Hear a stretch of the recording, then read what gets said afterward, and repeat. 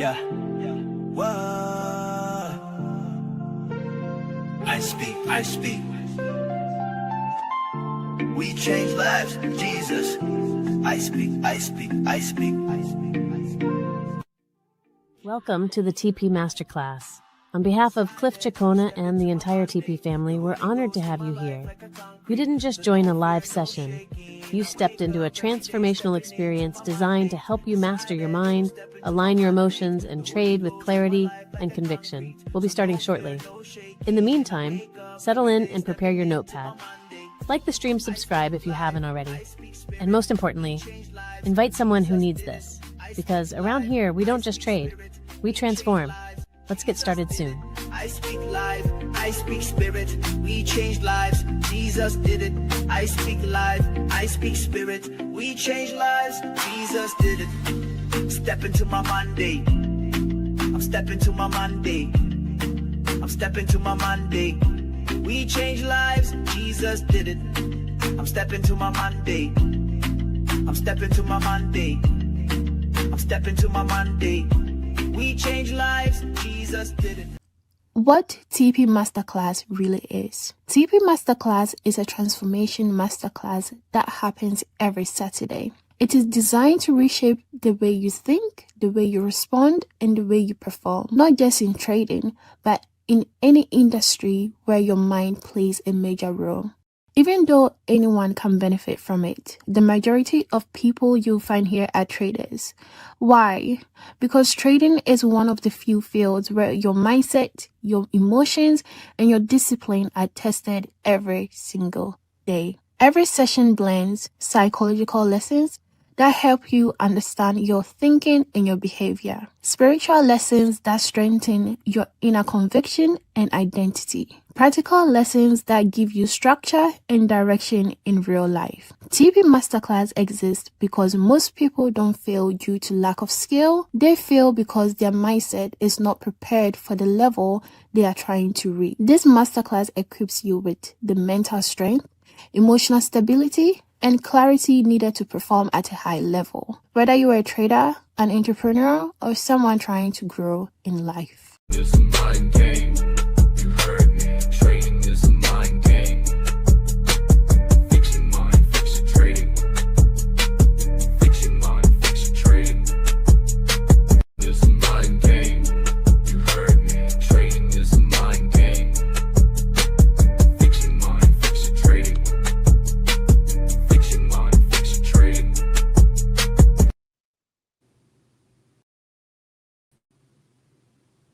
It's a mind game. You heard me. Trading is a mind game. Fix your mind, fix your trading. Fix your mind, fix your trading. It's a mind game. You heard me. Trading is a mind game.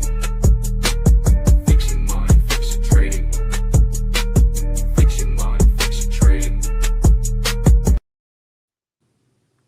Hello, TP family. Hi, everyone. Good evening, everyone. How's everyone doing?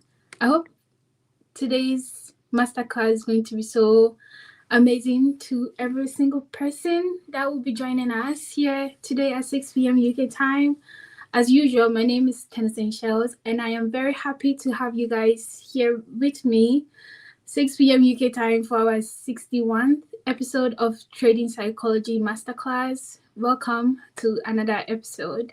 And if this is your first time here, I want to take 90 minutes to tell you exactly what this space is about, because most people that usually find our page or come on our YouTube, sometimes they misunderstand what we are doing here.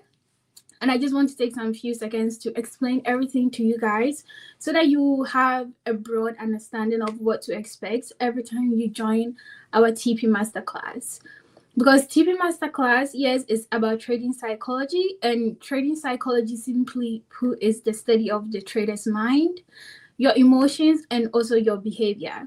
But let me tell you what that actually means for you.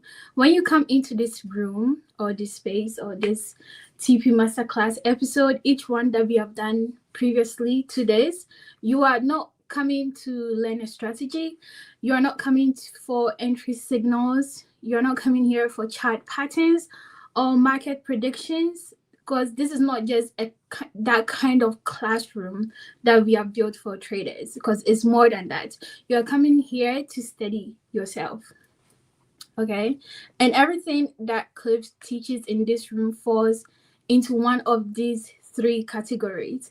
And I want you to listen carefully, because understanding this will change how you experience every single session that we will have from here going. First, you find knowledge, and that knowledge will help you arrive at your self-awareness of who you are as a person. You will learn the language patterns that you've been living with, but you could never put a name to those patterns. And the moment you can name it, you are able to change it. So that is also another reason that we built the TP Masterclass for every trader to always join us and have a self-awareness of who they are as a person. And second, you also find tools, practical tools for self-regulation, how to manage your emotions, your impulses, your decisions when the pressure is very real, because trading on the financial market can be very exhausting if you don't know what you are doing or if you don't know who you are as a person. And the third one, and this is the most important one that people usually miss, you'll find the architect for your identity transformation, okay? Because at the deepest level, this work is not about fixing your traits. It is about restructuring your identity, which is stacked with your beliefs, your personality, your habits, your behavior. So once you fix that identity, you're able to get results from it, because everything mirrors your personal life.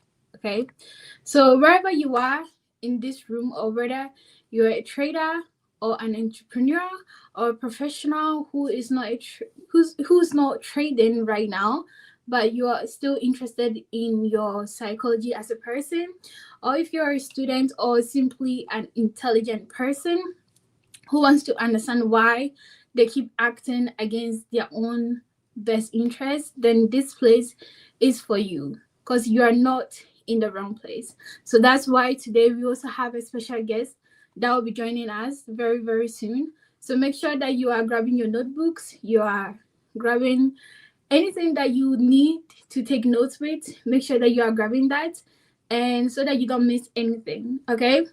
And we also have plenty of playlists for you.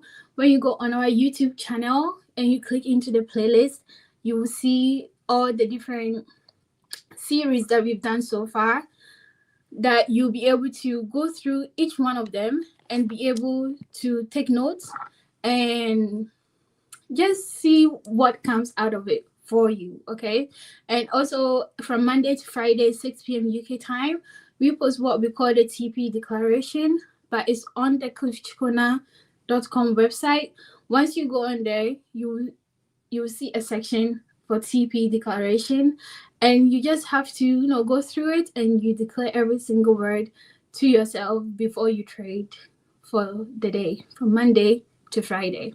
Okay, and I will just read some few testimonies before our guest joins us. So if that is ready, can you bring it up on the screen for me, please, Solomon? Okay, so today's testimonies. Mary said, "Thank you, Cliff. Thank God that I crossed your path. I am watching the videos one after the other, and I can tell you that I have starting to slow down on the number of trades I take. That is very good. Very insight class. Can't wait to join the live session." And the next person also said, "Brother Cliff, thank you so much, bro. Today I have learned so much that it has caused me to examine my trading psychology. Well, I have been profitable, but I failed to withdraw my profit and end up blowing days of building my account because the business mindset is trading in trading wasn't fixed. That concept you shared on screen was light in my tunnel. Arise and shine, for thy light has come, for the glory of the Lord has risen upon thee. I'm very happy to hear that. And the next person said, brother, since I've met your channel and started listening to you, my trading life has changed, like you used to say. Please, you are a big deal. Continue the good work. Thanks so much, and may God bless you. I didn't use to comment on YouTube, but I needed to say this. Awesome. And the last one is, my God, I am so grateful I found you. Or should I say, I am more grateful you captured this moment. Thank you, Cliff, and your team. This is a big deliverance to me. This year, my status is changing. I am being transformed.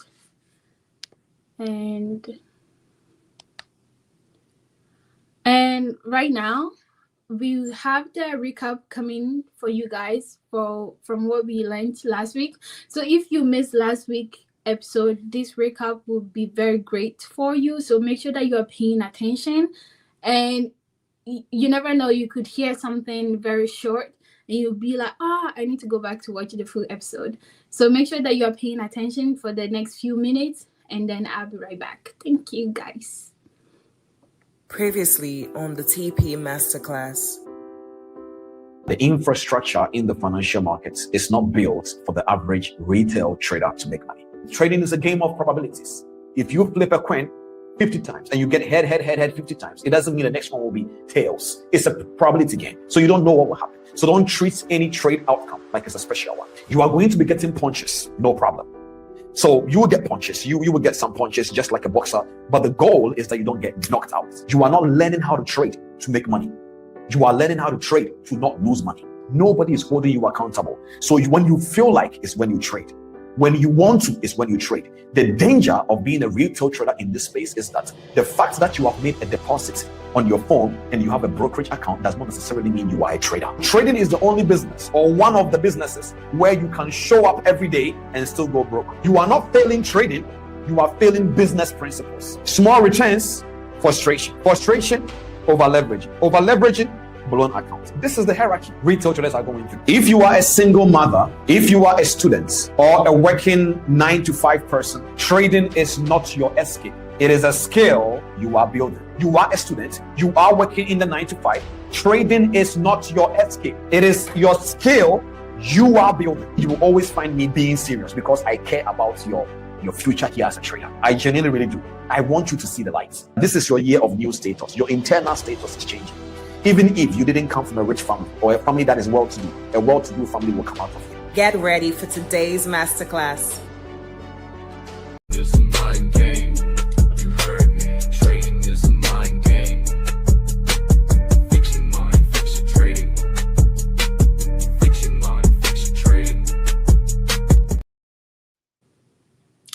I'm back again, guys. I really hope you took something from the recap, because that episode we were talking, or Cliff taught about treating trading as a business, and he described a lot of scenarios that traders find themselves in. So if you have not seen that episode from the beginning to the end, make sure that you go back to watch it right after this episode that we are currently having, because it's a live episode.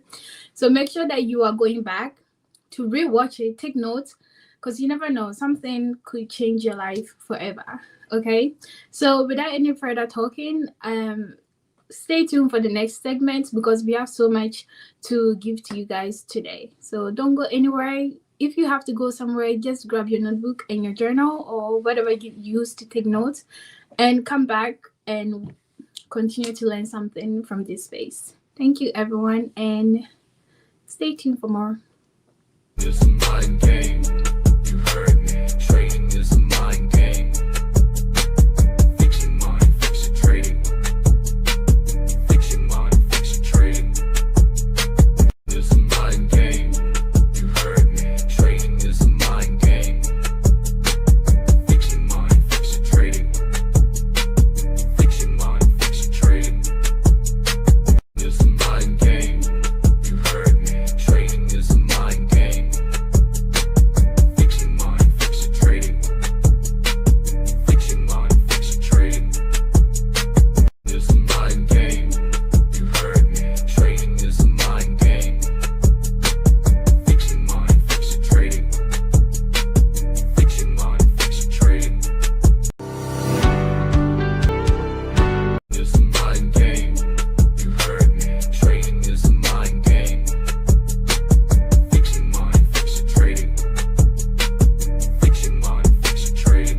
Now that you guys are sitting here, I am not teaching you.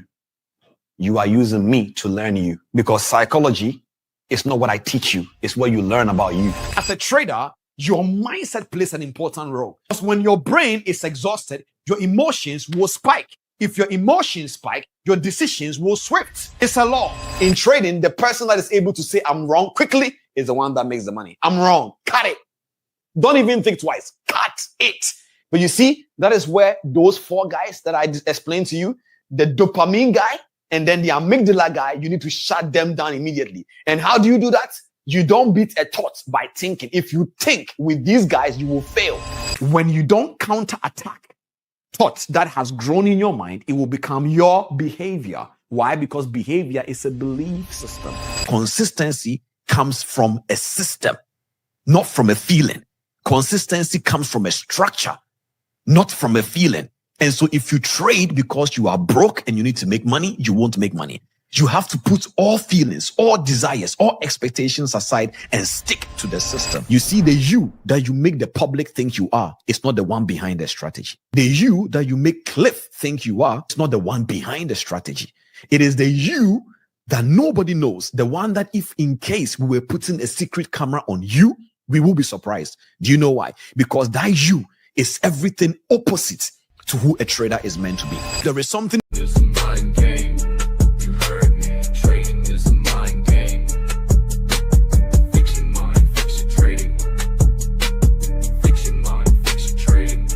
Some people find their purpose, but for Sonia Ibrahim, purpose was a calling that she couldn't ignore. The world recognizes her as an iconic screen presence, an award-winning actress, a captivating host, and a visionary entrepreneur who has commanded the bright Mind game. You heard me. Trading is a mind game. Fix your mind, fix your trading. Fix your mind, fix your trading.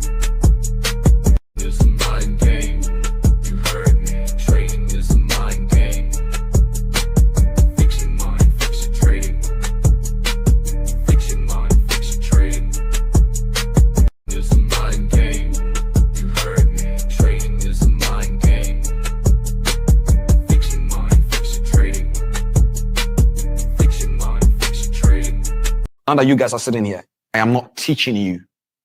You are using me to learn you, because psychology is not what I teach you. It's what you learn about you. As a trader, your mindset plays an important role. Because when your brain is exhausted, your emotions will spike. If your emotions spike, your decisions will swift. It's a law. In trading, the person that is able to say I'm wrong quickly is the one that makes the money. I'm wrong. Cut it.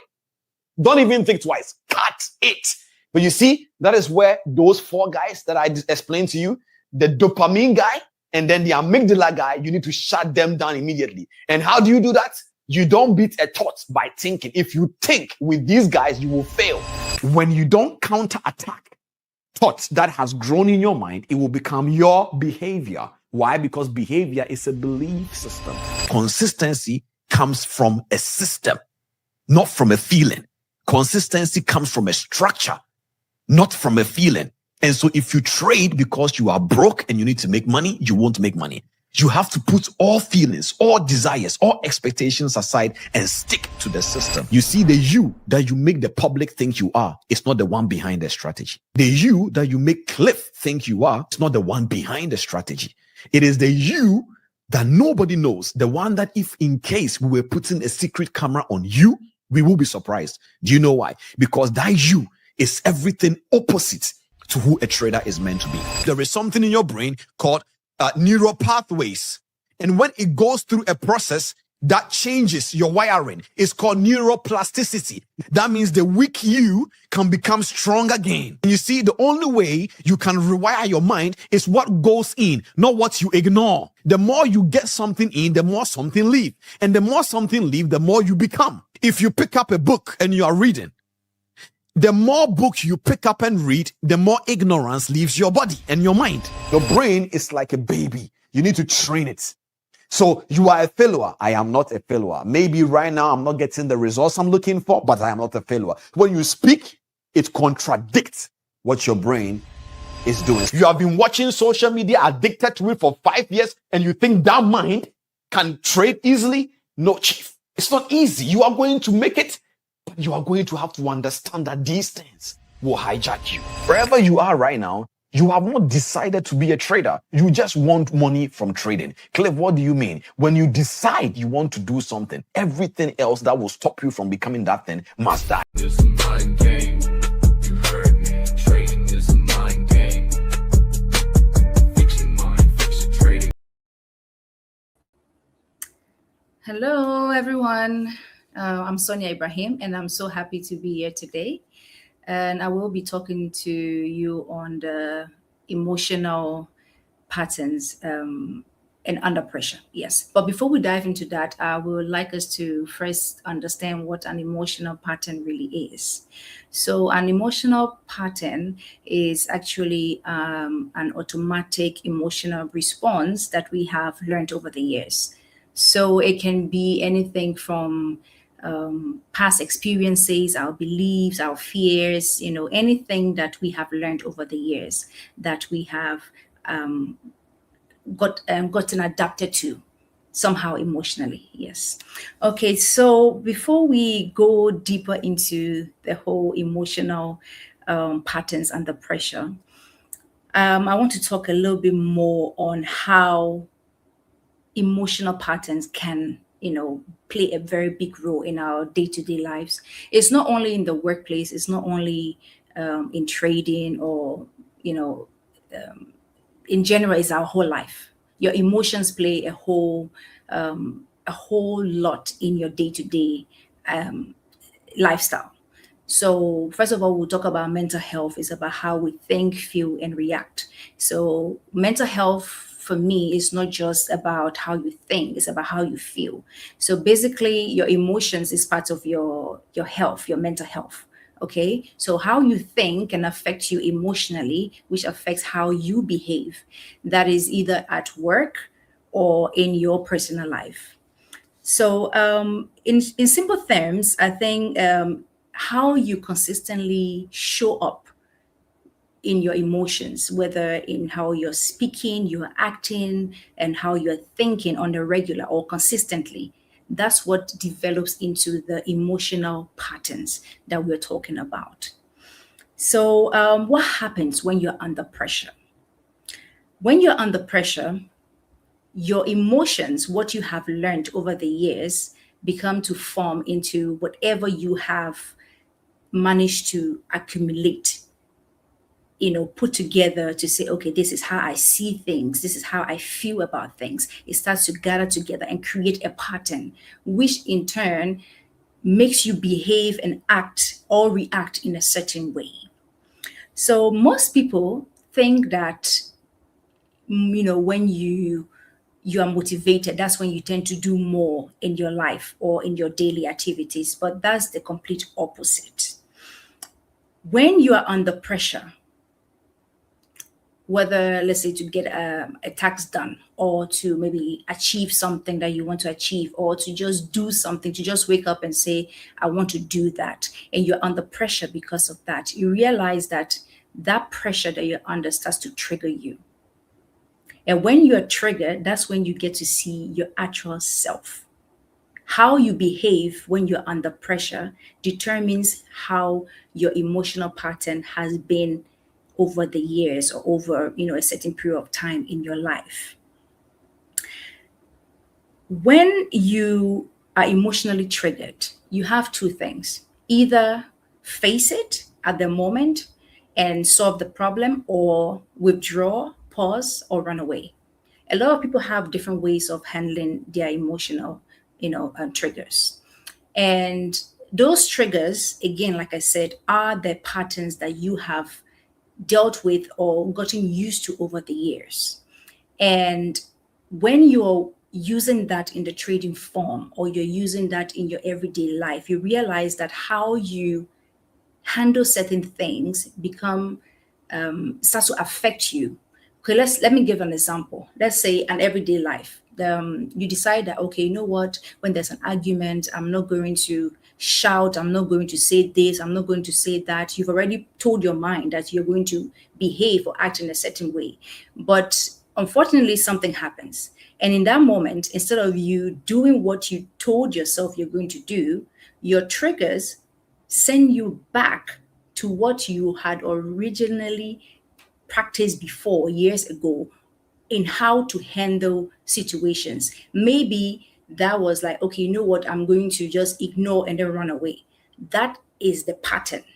So you're used to that pattern because it's something that you have dealt with over the years, or maybe in the past something had happened and you've done it and you told yourself, okay, I'm not going to do it again. But your brain got used to that and it kind of programmed your mindset to say, okay, you know what, I'm going back to what I was already used to. So I'm going to do that because it feels familiar.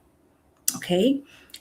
And emotional patterns are usually, or I would say essentially, your brain trying to protect you, but using outdated programming. You know, when we're young, we're growing up, you know, when we talk about emotions, emotions can develop and come about in so many ways. First of all, you're growing up, maybe you're in a home, how your parents, your siblings, how people around you in the community, how they handle things emotionally. You grow up seeing that and you're learning that. It might not be 100% right, but that's something that you were conditioned, you know, you're conditioned in you to accept, even if it wasn't the right way of doing things. You were put in that position, you know, to grow up and learn that.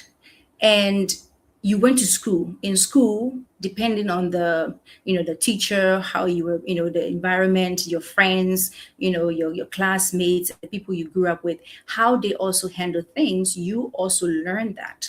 So in other words, you emotionally, you learn so many things growing up, which became a pattern. So you as an adult, how you begin to handle certain things in your life, whether it's fear, procrastination, you know, any belief system, you already build that into your mindset. So as an adult, it becomes a problem when you want to solve certain things, or you want to handle certain things in your life as a whole.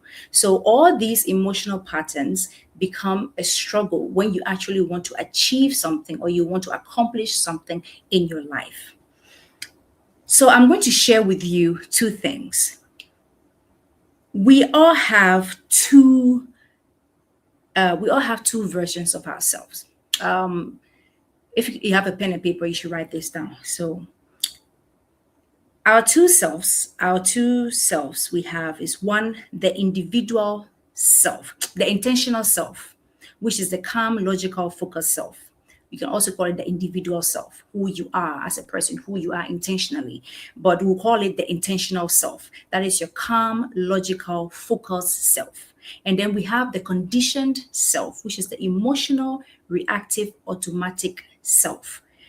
These two are what makes you as a person, you understand? But most people in life, we make goals or we set goals with our intentional self, but we live our lives through the conditioned self. I hope you understand. We plan things, we make our goals, we set our goals with our intentional self. That is the calm, logical, focused self. Okay, I'm going to do this. I'm going to achieve this. I'm going to accomplish this. But then we act on it. We live our lives through our conditioned self, which is the emotional, reactive, automatic self. Meaning we do things emotionally. And why do we do things emotionally? Because emotions feel comfortable. If I'm okay with how I'm feeling, I'm going to act on it. But you can't always be like that. In life, you have to be logical and emotional. Even if let's say for another example, let's say you want to open a business, you want to start a business, you don't know how you're going to start the business, and the first thing is you're thinking, what if I start it and people don't like it? What if people don't patronize me? What if they don't understand what I'm trying to do? Your emotions are at play. Do you understand? That's your conditioned self. But then your intentional self, you're already focused, you already have your goals set, your strategy is in place, you know what to do. But then your conditioned self is conditioning you to be stagnant. It's incapable for you to move forward. You're stuck and you're wondering, how am I going to do this? Because your conditioned self is behaving from emotional patterns. what you have been able to, follow over the years. This is how I'm going to do this. And then everything you do, every reaction, every outcome has been based on your emotions. Don't get me wrong, emotions are good, but sometimes they can be deceiving. Sometimes your emotions can be deceiving. So you need to be very strategic when it comes to you handling your emotions and making certain decisions in life. So what do you do? In when you have a goal, okay, let's say you have a goal to I mentioned the business. Let's say you already have the business, you've accomplished, you've started your business, everything is going well, everything seems to be going smooth, but then at some point there's a hiccup in the business. Things are not moving speedily, things are not going well at the moment, maybe because of so many economic difficulties and so many things going on. And then in that moment, you start to fall back. You start to doubt yourself. Why am I failing? I thought I had everything in place. I'm doing everything right. I'm doing this, I'm doing that. Again, that's your conditioned self-talking. But what do you do? In that moment, you have to look at that emotional pattern. Why do I keep going back to feeling this way? Why do I keep thinking that maybe I'm not doing things the right way? And make it rather, okay, how can I change this? Things are not going the way I intended to be, but how can I change that? Your mindset is very important. Very, very important. Because how you think affects how you feel and how you act. Every action comes from something. Every reaction comes from something. So you need to regulate your emotions. Even the military, they teach emotional intelligence because you learn all the hard work. You learn how to, how to be on the battlefield. You know how to do this and that. But when you cannot control your emotions and you get there on the battlefield, you destroy a lot of other of your colleagues' lives because you need to stay emotionally regulated. Not just out there when you're living your life, your everyday life in relationships or family life or friends, but every single thing you do. You realize that some people are easily triggered. Maybe someone says something you don't like and then you get offended. Or maybe you're selling a product and then a customer purchased the product. They didn't like what you bought. What they bought, and then they told you, I don't like this. What are you selling? What quality is this? Is it even a good quality? And in that moment, you choose to fight the customer back. What do you mean? Are you the only person? Other people have been buying it. I've got good reviews. Why are you complaining? That's your conditioned self-talking, reacting. So your emotions, those patterns that you built over the years that you have accumulated within you to always react without pausing and thinking, you need to regulate it so that it doesn't affect you. Because sometimes your mindset, you have a strategy. Like I said, you have a strategy, you want to do something. But every single time, you have these thoughts. You have these feelings. Don't get me wrong, your feelings are always going to be a part of you. It's who you are as a person, who you are as a human being. You cannot change that, but you can manage it. You can't just address everything, or you cannot move on in life with every single feeling that you have. Because sometimes your feelings can be deceiving. It will deceive you. And your brain is not there to change things for you. You are the one who can control it. You are the one who can control your thoughts. You are the one who can control the way you want your life to go, the way you want things to go. Everything is within you. A lot of people say nowadays, oh, when you manifest, and then, and this will say, oh, when you put your mind to it, it happens. Even the Bible says, if you have a faith as small as a mustard seed, you can achieve things. So if you don't believe in yourself, you don't believe in the things you want to do, and you let your emotions cloud your judgment in whatever you want to do, you are going to have a problem. Okay? So you need to understand your emotional patterns. Go back to when you were growing up and try to understand your environment. How are you used to handling things? How are you when you are faced with discomfort, when you're faced with struggles, when you're faced with doubts? How do you handle situations? Are you the type to just give up because things are not, working out? Or are you the type to say, you know what? things are not going the way I want it now, but I'm going to push through. I'm going to make this work because I have the capability, to make it work. I can do it. Steady yourself, learn from other people. If it's in the workspace, learn from your colleagues. They see you from a different point of view. Take the criticism from other people, your clients, your customers, learn from them. Don't just be so quick to react to things out of emotions and then, end up reacting or doing things that's going to cause you greater harm in the future. Okay? Self-awareness, like I spoke about, knowing yourself. So self-awareness at work means a lot.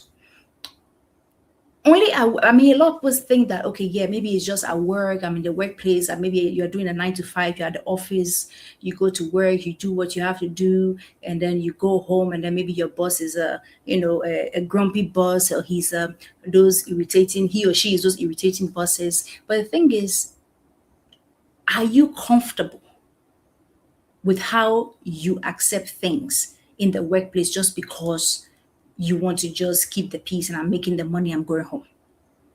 Are you okay with that pattern? Are you okay with people walking all over you just because you want to get by? Being self-aware is not just about knowing the issue or the problem. It's about knowing the issue and solving the problem, finding a solution to the problem that you have. Don't just be self-aware of whatever it is you're going through. Feelings are there, emotions are there, they are needed. But how are you handling those emotions to get through in life? Because I know a lot of people start businesses and then along the line, when it's not going through, they stop. I know someone who start within 2 years doing something and it's not going well. He stopped and then he went back to find something else to do it again, and it wasn't going well. With after a year, he found something else to do again, and he keeps going because he was basing it on emotions. And the thing is, even if you have a goal or something that you're doing already and you feel like, okay, it's there, it's improving, don't just enjoy the comfort. Think bigger. How can I expand? How can I grow in different areas? How can I make this something that, is going to be an amazing global, accomplishment? How can I do that? That is if you're a dreamer. You understand? If you're a dreamer and you want to be out there, you want to do things big. Everybody is different. Okay? Everyone is different.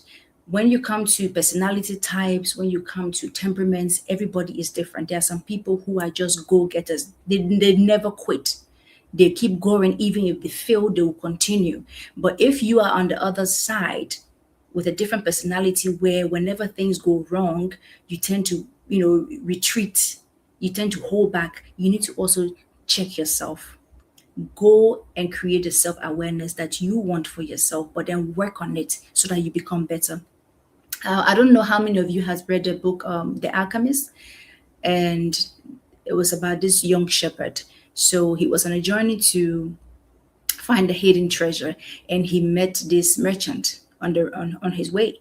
And this merchant has had his shop for so many years, and he's been there. He's been doing well. He's got money. He's got his customers. But the shepherd was, like, we can do better. Why don't we do this and do that? And you make, so much money that you can even get out of here and then travel.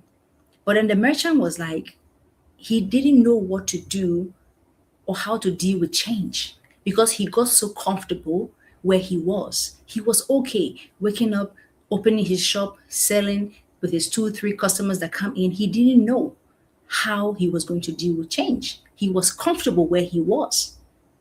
So if that's you, and you are that person who's comfortable where you are because you feel like, okay, maybe it's safe, I don't want to go out there. What's out there? What if I take a risk and then I travel, or I do this and I do that? What's going to happen? If you are that type, then you need to really work on your self-awareness. Work on your self-awareness. Work on your emotions. Because remember what I said, your conditioned self and your intentional self. You have these plans in your head. You have all these plans in your head that you want to do more.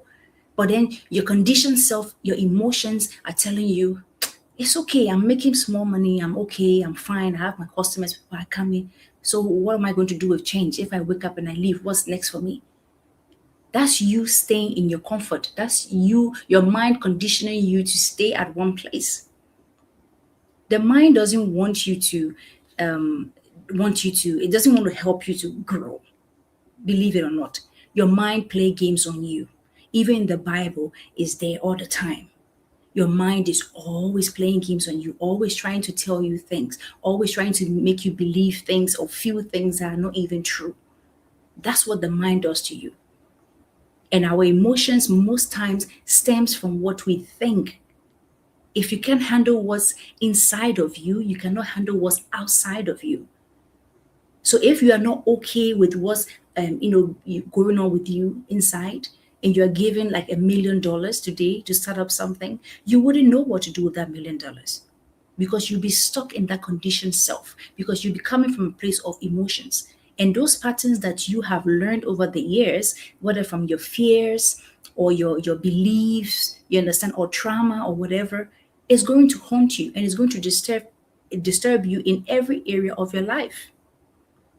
I read another book called The Greatest Salesman of the World by O.G. Mandino. I love this so much because he has 10 scrolls where he's talking about, how to be a great businessman in the world. You need to understand that it's not just having the mindset of a businessman, it's spiritually, emotionally, and mentally. You need to have those three things in order to be the greatest that you can ever be in your life. If you cannot handle yourself emotionally, you cannot succeed in anything you try to do. If you cannot handle your mental space, your mental health, you cannot thrive in anything you want to do. And spiritually, if you are dead spiritually, if you are not open-minded, if you're not spiritual, you cannot make it in life. Those three things plays a huge role in accomplishing whatever you want to accomplish in life. Everything is connected. When people talk about, oh, your mental health, your emotions, your this and that, everything is connected. Even the Bible talks about it. Every single thing you do in life. But one of our biggest downfalls as human beings is our emotions. Our emotions always gets the best of us. We wake up in the morning today, you know what, I'm going to wake up, I will do this and I'll go to work and I'll do this and I'll get this done and I get that done. But then maybe just one phone call from someone can mess up your whole mood. Or just something happen on the road, maybe you're walking or you're taking a car or whatever it is, just something small can trigger you. And then your whole mood is spoiled for the whole day and you don't know what to do other than to soak into your emotions and allow your conditioned self to make you feel like you're not capable of doing anything, that you're stuck, because familiarity is what the brain enjoys. This is familiar, let me stay there. People are afraid of taking risks because they don't know what's going to happen. The fear of the unknown, what's out there. If I do this, what's going to happen? If I invest into this, what's going to happen? Nobody knows what's going to happen. If I get off this live right now and I go about my business, nobody knows what's going to happen next. I don't even know. So you can't continue to live your life in fear of the unknown. All you can do is prepare yourself mentally and emotionally to be able to do things physically. Emotions are very important, but they can be very tricky. So learn your emotional patterns. Learn it, work on it. And it's like the word has been put out there for you to go after. You know yourself, like I said, different personalities. Some people will tell you, I'm okay. Like the merchant from The Alchemist. He was okay making money. Deep down, he wanted to travel the world. He wanted to close his shop, travel the world, and live an amazing life. He knew the things he had to do to achieve the goals he wanted to achieve, to make money and then close the shop and travel. But he didn't want to do that because he was comfortable. He was in a familiar space where he felt safe. And this young shepherd boy came in and started to tell him all these wonderful things he could do, as if he didn't know what to do, but he knew. And he told him, I don't know what to do with change. I don't know what to do with change. He's being offered a change of the lifetime, but he didn't know what to do with that. So are you that person? Are you comfortable? Are you okay coming into this world, just being comfortable where you are, not taking risk, just doing what you want to do because it's comfortable, because it's safe? Or are you the type that wants to just try, even though you don't know what's out there, what's going to happen tomorrow, but you just want to take that risk? That's life. The greatest of CEOs you've heard about in this world, they didn't just sit there. They worked for it. They didn't give up. Every day they would tell you, I did this, I did that. And there were days that it was like this, it was like that. And they achieved it. They got to where they are today. All these companies that we see out there, they'll tell you their stories, all the CEOs. So work on your emotions. Emotions are very important, even in your personal life. How you relate to people on a daily. How you talk to your family members, how you talk to your partners, your workspaces, like how you even people you work with at the office. If every time your boss says something to you and you get angry and then your whole mood changes the whole day, you cannot even finish your work at the office because your boss says something, so you're angry. That's your emotions at work. So learn your patterns, learn it, and then try to work on it and build on it. Okay? Thank you so much. I hope this was impactful, and I'm looking forward to your questions. Thank you. It's a mind game. You heard me. Trading is a mind game. Fix your mind, fix your trading. Fix your mind, fix your trading. Now that you guys are sitting here, I am not teaching you. You are using me to learn you, because psychology is not what I teach you. It's what you learn about you. As a trader, your mindset plays an important role. Because when your brain is exhausted, your emotions will spike. If your emotions spike, your decisions will swift. It's a law. In trading, the person that is able to say I'm wrong quickly is the one that makes the money. I'm wrong. Cut it. Don't even think twice. Cut it. But you see, that is where those four guys that I explained to you, the dopamine guy and then the amygdala guy, you need to shut them down immediately. And how do you do that? You don't beat a thought by thinking. If you think with these guys, you will fail.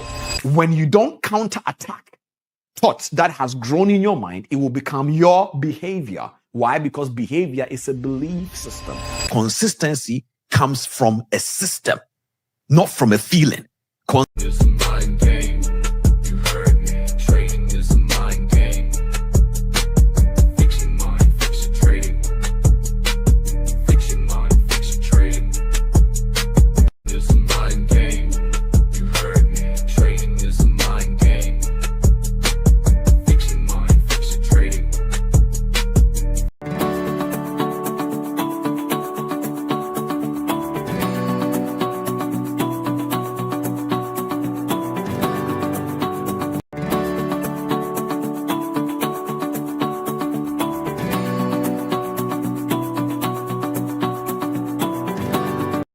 What TP Masterclass really is. TP Masterclass is a transformation masterclass that happens every Saturday. It is designed to reshape the way you think, the way you respond, and the way you perform, not just in trading, but in any industry where your mind plays a major role. Even though anyone can benefit from it, the majority of people you'll find here are traders. Why? Because trading is one of the few fields where your mindset, your emotions, and your discipline are tested every single day. Every session blends psychological lessons that help you understand your thinking and your behavior, spiritual lessons that strengthen your inner conviction and identity, practical lessons that give you structure and direction in real life. TP Masterclass exists because most people don't fail due to lack of skill. They fail because their mindset is not prepared for the level they are trying to reach. This masterclass equips you with the mental strength, emotional stability, and clarity needed to perform at a high level. Whether you are a trader, an entrepreneur, or someone trying to grow in life. It's a mind game. You heard me. Trading is a mind game. Fix your mind, fix your trading. Fix your mind, fix your trading.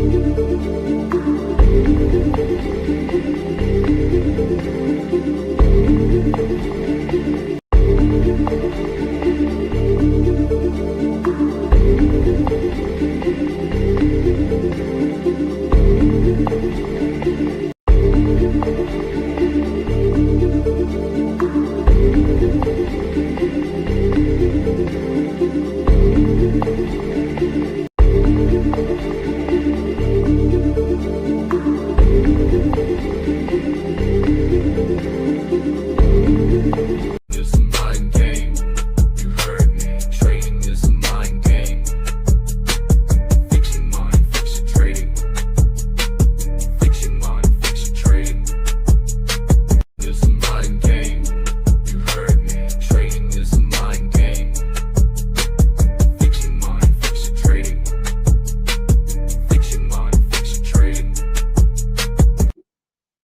All right. If you guys can hear me loud and clear, just drop some ones in the chat for me. Can you guys hear me loud and clear?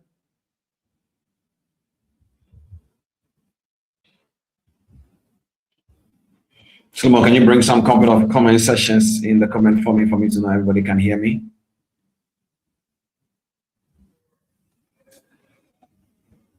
Perfect. All right, look, this is just the first segment, and already I can see you guys are really learning a lot. I'm super happy and grateful for you all that you have been able to dedicate your attention to transformation today. It's going to be an amazing Q&A session, but of course, I know that when we open the floor for Q&As, we may not want our guests to want to leave today, but look, we're going to borrow some couple of her time. But first of all, what have you been learning? Before we bring her up on the screen again with me, what have you guys been learning? What have you learned? I have written down quite a lot. And even though we've talked about emotions here before, hearing it again was feeling fresh in my mind. It was like, okay, this makes sense. Okay, this makes sense. So I wonder how you guys will also go like, okay, this makes sense. This makes sense. So we have people tuning in from Instagram. We have people tuning in from YouTube. So wherever you're tuning in from, again, welcome to today's masterclass. Before we go into my segment, don't worry, we're gonna do a quick Q&A and then we'll take it out from there. Solomon, what is everybody learning? Can you bring it up on the screen right now? And also you can feel free and let Miss Sonia join me as well so that people can be able to start asking their questions. Hi, Miss Sonia, nice to be on the camera with you. Thank you so much. This was very powerful. It's simple, but if people catch the concept, it will actually transform their life. Thank you so much. So guys, look, let your questions be very straight to the point. You have been able to get the opportunity to ask questions today, and you are asking a question from an individual. The only way you can get access to her is to be able to book that thing. But you are here today and you are benefiting from this because of relationship, and it's because of the favor that is upon this community. And so we thank her for her time so much. And before she will leave us, we will definitely do our honors and say a big thank you to Miss Sonia. But for now, let's go right into it. So please, how do I handle my emotions if I have addictions that I'm battling? Okay, Miss Sonia, this is for you. Okay. First of all, I spoke about self-awareness, and you mentioning that means you're self-aware that you have a problem. So That's the first step. What you need to do is identify the problem and then try to dig deeper and understand where it's coming from, because you don't just get addicted. You can't just wake up today and say, oh, you know what, I'm addicted to drinking tea. It doesn't work like that. It's something that, it starts from somewhere and it becomes a buildup, like we spoke about the patterns. Do you understand? So it's a pattern, it's something that you have been able to adapt over the years, that you got accustomed, with, and you got used to it. So in order to, work on that, you are self-aware. Try to dig deeper. How can I solve this? When did this start happening? When did I realize that this was an addiction? Okay, because that's you diagnosing yourself. You haven't really gotten a professional, insight. So look at it. When did this start? How did it happen? The patterns and the things over the years that made it to lead to that addiction, like you call it. And then you can find a solution. I hope that answered the question. Well, that was clear to me. So I hope if you are also struggling with this, I hope you guys got it. So what Miss Sonia is saying is that the first key is self-awareness. And you have been able to indicate that in the comment already, that somehow you can tell that you are addicted to something. So the question now becomes, how did it start? When did it start? And what kind of addiction is it in the first place? Okay, let's go into the next question as well. Someone bring it up. How to be aware of our emotion. Okay. Okay, that's an interesting one. So, Right. every human being, like I'm talking right now, I can tell you for a fact that I'm calm. So that's an emotion, calmness. So I'm calm. I'm happy to be here. That's an emotion. When it comes to emotions, it's not all negative. There can be good emotions. So you need to identify that. How are you when you are with yourself or around other people? How do you behave? Do you understand? You need to look out for those emotions, exactly what you need to look out for. I cannot really tell you how to be aware of which emotion that you're talking about, because you are not specific. So you need to know within yourself, how do you feel when you're with yourself, and how do you feel when you're around other people? Is it bad? Is it good? You identify that, and then you can be aware of it. Okay. I hope whoever that asked that question, Solomon, can you bring the person in? I just want to just make sure that he or she understands exactly what the answer was. So that is Amma. Okay, I'm just gonna promote the first one I said. So I'm just gonna go with Amma because I can't combine all of them together. Okay, so I hope that next question, Solomon, let's go. How do I detach from things and people that keep me in the same place? Okay. Oof, that's a tough one. The act of detachment is something that is very, very difficult, but not so difficult that you cannot handle. And there is nothing that is so difficult. I believe that for every problem, there's a solution. Okay. And when it comes to the people, like you said, people or things, you first have to identify the thing or the people that's making you, that's keeping you in that space. If let's say maybe is I'm going to use family because I have that a lot with a lot of clients. They usually have issues with maybe family members that they cannot really detach from, because they're like, it's like I have to be close to this person because they're a family member, and maybe that person is abusing them in some shape or form. And abuse, again, it doesn't have to be physical, it can be emotional or mental, psychological, whatever. So most times what I tell them is, you need to understand that, okay, first of all, we live in an African society. This is just an example. And let's say maybe you have a stern or a strict father or a mother who don't want you to do certain things. Yes, you cannot disobey them. But what you do is yourself, you have to control how you react to how they behave. We are not responsible for how other people treat us. We are not responsible for other people's behavior. We are only responsible for how we react. Our feelings, our actions are our responsibility. So just because other people are doing certain things to us that we don't like doesn't mean we can change them, fix them, or force them to treat us in the way we want to be treated. We can only work on ourselves. So again, You are only responsible for how you react or feel towards other people's treatment or behaviors towards you. Detachment comes from you knowing that I don't like this thing. I don't like this person, or I don't like what this person is doing to me. What do I do? Do I continue to sit there and endure this thing or this person, or do I just set boundaries? Setting boundaries is another thing altogether because, again, like I said, there are certain people in your life that you cannot just cut off or detach from completely because you need them.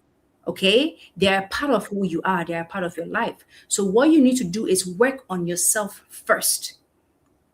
Okay, what you're doing, I don't like it. If I can tell you, if it's possible for me to tell you, I don't like what you're doing, I will find a way to communicate that to you that I don't like this. But if it's a way where maybe again it's a parent that you can't really tell them that mommy or daddy or an other person, I don't like this. What do? Okay, this is how they are. I'm going to change how I react to what they do or say. I'm responsible for me. What they do or say is not going to affect me because I understand myself. I know how to handle my emotions and handle my feelings. So I'm not responsible for what you are doing or saying. I'm responsible for how I feel and how I react. So it's a bit of a tricky thing, like I said, because people think it's just a switch that, oh, I'm going to turn this switch on today. I'm detaching. That's it. Maybe it's a boyfriend or girlfriend issue, relationship issue. I'm no more talking to you. I'm done. It's not easy. You can't run away from your emotions. You can't run away from things because they will keep popping up. You need to sit with the issue, face it, address it, and then remind yourself that I am responsible for how I feel about this situation or this thing. I hope that answered the question. Powerful. And I learned a lot. All right. So want to grab another question for us again. In the chat, I can see it's loading. Okay, so how can I handle my emotions after a trauma? Okay, this looks like it's an important question. But you are still living with the person that traumatized you. Okay, I think this is a bit similar to what I spoke about not long ago. When it comes to trauma, again, you have to be specific. And since you're not specific, I cannot really answer you directly. So I'm going to generalize, the response. So when it comes to trauma, I always say this. If you're going through any form of abuse physically, even if it's emotionally that you feel like you cannot even, function as a human being, and there's a way for you to get out, please get out. You cannot change anyone. I just said it earlier. You cannot love people or make people or force people to treat you in a better way. And with what you said, you're still living with the person. So I'm assuming maybe it's in a relationship form or maybe it's a family dynamics. I don't know. Again, there is nothing specific for me to emphasize on. But if you feel like there's a way for you to get out, please get out. Don't stay there. Please get out. Don't stay there because trauma, you cannot heal from it if you're in that same space. It's impossible. You can't look at the thing that's hurting you and you're there every day facing it. You cannot heal. You need to detach yourself, remove yourself from that problem in order to heal and grow. Okay? So please, if it's anything serious, find a way to get out. Your life is very important. Okay? Okay. This advice is a straight one. I hope the person listens. So you talked about the alchemist. Okay. What if being comfortable in that environment is the only thing you can do or feel like a trap that is working for you? I think we are getting a repetition of some questions, and I think people are basically saying that they want to get out of the situation, whatever it may be, but they are basically saying it looks like they don't have a choice. Yeah, I don't know how true that is, but yeah. But the person also said, feel like a trap that's working for that's you. what I'm saying. So ideally, your mind is already telling you where you are is a trap without you saying Yeah. it. Your choice of words. I'm reading that right there. So that's what I was saying earlier on. Your mind will always play these games. You feel like where you are, you need more. But because you remember that talking about familiarity, you're comfortable. This feels safe. You said it there. It's okay. I'm doing okay. I'm making money. I'm comfortable. I'm fine. You're there. But there's a part of you that is reminding you or telling you that this also feels like a trap. It's there. So once you have that little nudge in the back of your head telling you this is a trap, then you need to work on it. You need to do something about it. But if you're not getting that voice in your head saying that it's a trap, or maybe it's a trap, then that means you're okay where you are. Like I said, everyone is different.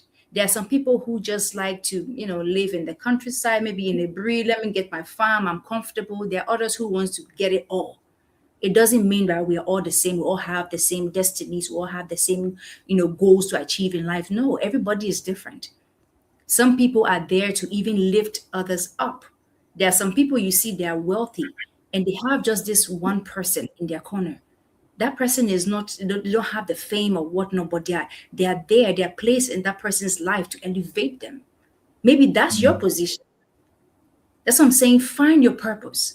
In the case of the alchemist and the merchant, he had the choice to go out there. He could change his life just like that. But he said he didn't know what to do or how to deal with change. So even though it was presented to him, he didn't know what to do with it. So are you that person?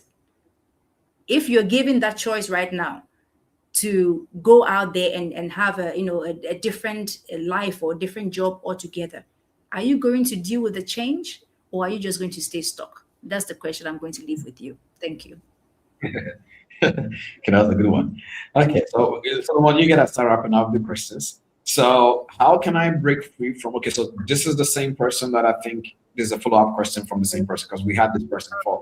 How can I break free from a certain financial sin which also leads to self-sabotage? You're not giving me much. You're not giving me much to work with. Can you be a little specific? Because it depends on what you're talking about. So I can't really. Or when the person brings up that question more elaborated, can we bring it up again? Do we have any other questions again, guys?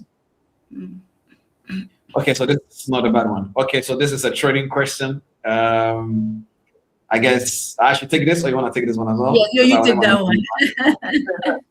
Okay, so why trader do revenge trading entry again and again and again in same trading level or without any level of trading, and how should I control it and overcome from it? Okay, so normally, Ms. Sonia, the truth of the matter is, to tell you a little bit about how I've consulted many traders, and the truth of the matter is when they come to you in the beginning and they talk about things like, I'm revenge trading, anything that involves revenge simply means that there is something that happened to you and you have not healed from it and you want to retaliate to be able to feel good. The only issue is that nothing good comes out of revenge. That is just a reality. So many a times, the reason why people do revenge trade, and I'm talking to you, smart trader here, that the reason why you will revenge trade or anybody will revenge trade is because they lost a certain amount of money. They feel like the market was not supposed to take it from them. But the reality about any investment or any financial institution is that only invest the amount of money you are willing to lose. So if you are now angry saying, why did I lose this money and I want to get it back? It means you are trading with a capital that is not meant to be in the business in the first place. And you have not accepted the fact that trading is a game of probabilities, just like every other business. You can win, you can lose. So the thing right now is you have to be able to apply proper risk management. And I will give you a clear example, smart trader, and I just want Ms. Sonia to just listen to this funny thing here. So I met one individual, I think he lives in Uganda, and he lost quite a lot of money from trading. And the reason why he was angry was because that was his savings for many years. That just went just like that in a year or so or months. Now, this individual's problem is revenge trading. So I always tell people or traders that these reactions are perfectly normal, especially if you have not accepted the reality of the business. So when they now come to you and say, how can I control my revenge trading problem? They think that, as you said, there is a button you can press, and then even though you are losing, you will still not revenge trade. It's not true. The only way to not revenge trade is to get comfortable losing. And how do you get comfortable losing? That means you must be willing to deposit the amount of money you are okay losing. But when you tell people this, they're like, but I understand. Yes, but so what next? So the issue now is many people has entered into this industry whereby they thought this is the only place I can make quick money without me actually subscribing to the rules and the regulations and the laws and principles of the industry. And so when you tell them your revenge trading problem is coming from the fact that you don't have the capital to trade, and therefore you need to go do something else while you are learning how to trade. And then when you are okay financially and stable and you can have enough to invest, you can now put it into the market. They say, no, there must be a way. So they will now go and look for a shortcut, somebody who will abuse them. And then at the end of the day, they will now lose again, and then they find themselves locked in. So smart trader, the easiest answer I can give you right now without me actually having a deep conversation with you right now is that if you are revenge trading right now, it means you are angry about the size of the loss. Yeah. And if you are angry about the size of the loss, then that means you have not understood either risk management or you don't understand that in this industry you can lose some and you can win some. Fix that orientation, that perception, that narrative, and I can assure you, naturally you will stop chasing the losses you had in the market. I hope that helped. Nicely put. So okay, this is going for you because this questions were supposed to just be for you. So I'm glad another one came just for you. It says, how do one break free from social anxiety? Okay, I want to understand this. Yeah. Okay. So with this one, I always say, everything that happens it didn't just start up like that. Like I was saying earlier, things happen from your childhood, how you grew up, the environment, the people, and all that. So you need to understand, first of all, if someone comes to me personally for this, I'll first have to dig deeper to find out how it started, why it started like that, and what keeps making that person stay in that mindset of, oh, I have social anxiety. You understand? It's so easy for us nowadays to put labels and, oh, I'm depressed, oh, I'm this and I'm that. But do you really understand what you're talking about? Do you get it? So look, I would say, I'll give an example. Like when I was growing up, when I was young, oh my God, I used to be so shy to eat in front of people. Like, let's say Cliff, you and I right now, they give us a plate to share food together. I will wait when you turn your face before I would take a spoon and then I would do like this. I was so shy. Do you understand? But over the years, I realized I was like, but why am I shy? Everyone's eating. Why am I doing that? You understand? So I had to see my problem and then work on it. And now I don't care. I would take the chicken and be chewing the bone like that because I work on it. Do you understand? So everything you have, I know it may sound, oh, it's so easy, but believe it or not, you can make that change for yourself. We don't really have things. I'm not really big on labels. When people come to me, some of them just want diagnosis. Oh, I have this, and I'm like, if you're looking for that, I'll take you to the psychiatric clinic, and then they'll do all of that for you. But for me, I believe in talk therapy. I believe in your mind. I can change your mind. I can help you readjust your mind into believing that you can make a change for yourself. That's what I believe in. And I think you should do that. Try to understand why you have that issue and then, find ways to work around it and see. That's what I can say. Amazing. I think that was the last question, if I'm not mistaken. Okay, this is the last. Okay, so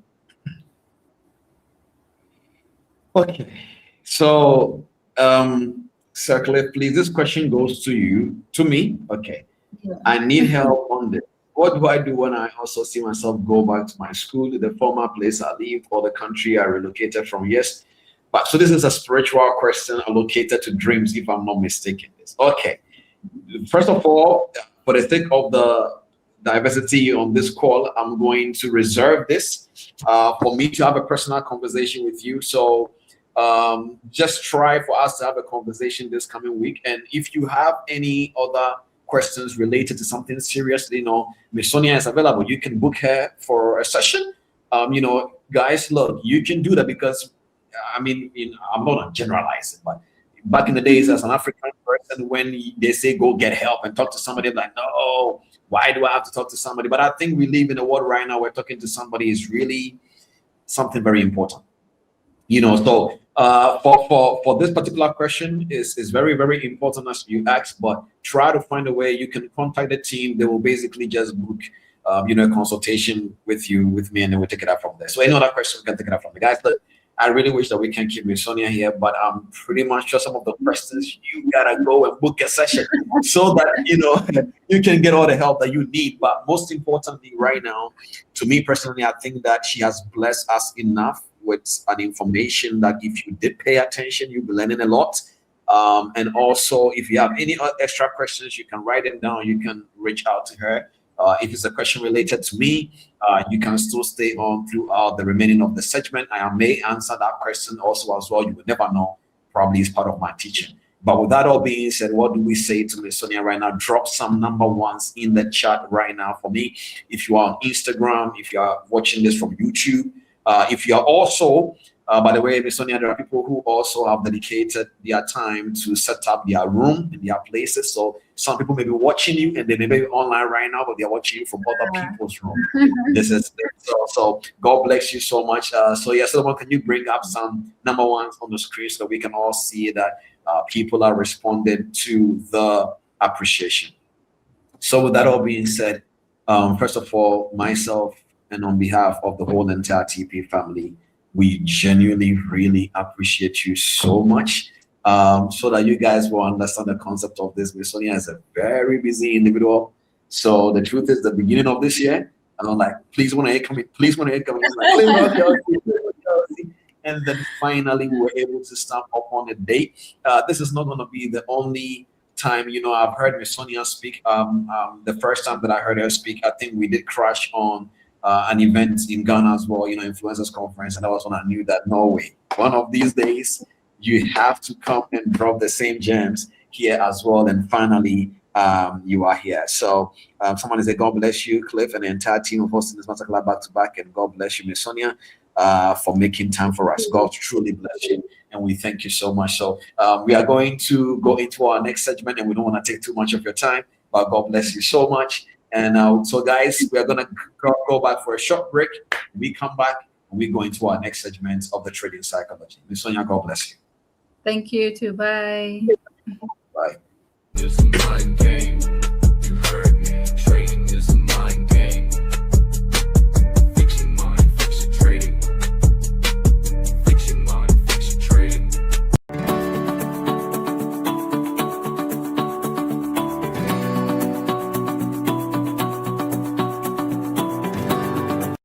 What TP Masterclass really is. TP Masterclass is a transformation masterclass that happens every Saturday. It is designed to reshape the way you think, the way you respond, and the way you perform, not just in trading, but in any industry where your mind plays a major role. Even though anyone can benefit from it, the majority of people you'll find here are traders. Why? Because trading is one of the few fields where your mindset, your emotions, and your discipline are tested every single day. Every session blends psychological lessons that help you understand your thinking and your behavior, spiritual lessons that strengthen your inner conviction and identity, practical lessons that give you structure and direction in real life. TP Masterclass exists because most people don't fail due to lack of skill. They fail because their mindset is not prepared for the level they are trying to reach. This masterclass equips you with the mental strength, emotional stability, and clarity needed to perform at a high level, whether you are a trader, an entrepreneur, or someone trying to grow in life.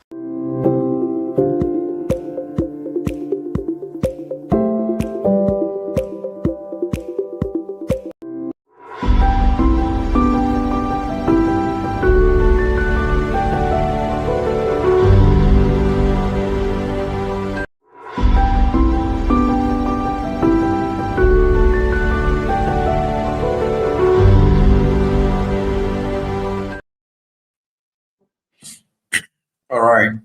So today we're going to go straight into, first of all, I just want to say thank you all so much. I saw somebody in the comments saying, thank you so much for the back-to-back. The back-to-back is not just me and the entire team. The back-to-back also is you. You have also been doing back-to-back. So congratulations to you as well. On behalf of every single thing that we are doing, we are just vessels showing up, and you two, you are showing up, contending for knowledge. And so truly, God bless you too for showing up. Truly, truly, God bless you. Okay, so we're going to go right into today's masterclass. Today has been powerful already. I think I'm just gonna just continue from what you guys have already been learning, and then we'll just get right into it. But first, I want to know where you're tuning in from. Let us know where you're tuning in from. I want to just say hello to you all. Let's see where this call is, how global this call is. Let's say hello to you all. There are people who are tuning in as far as from India. God bless you.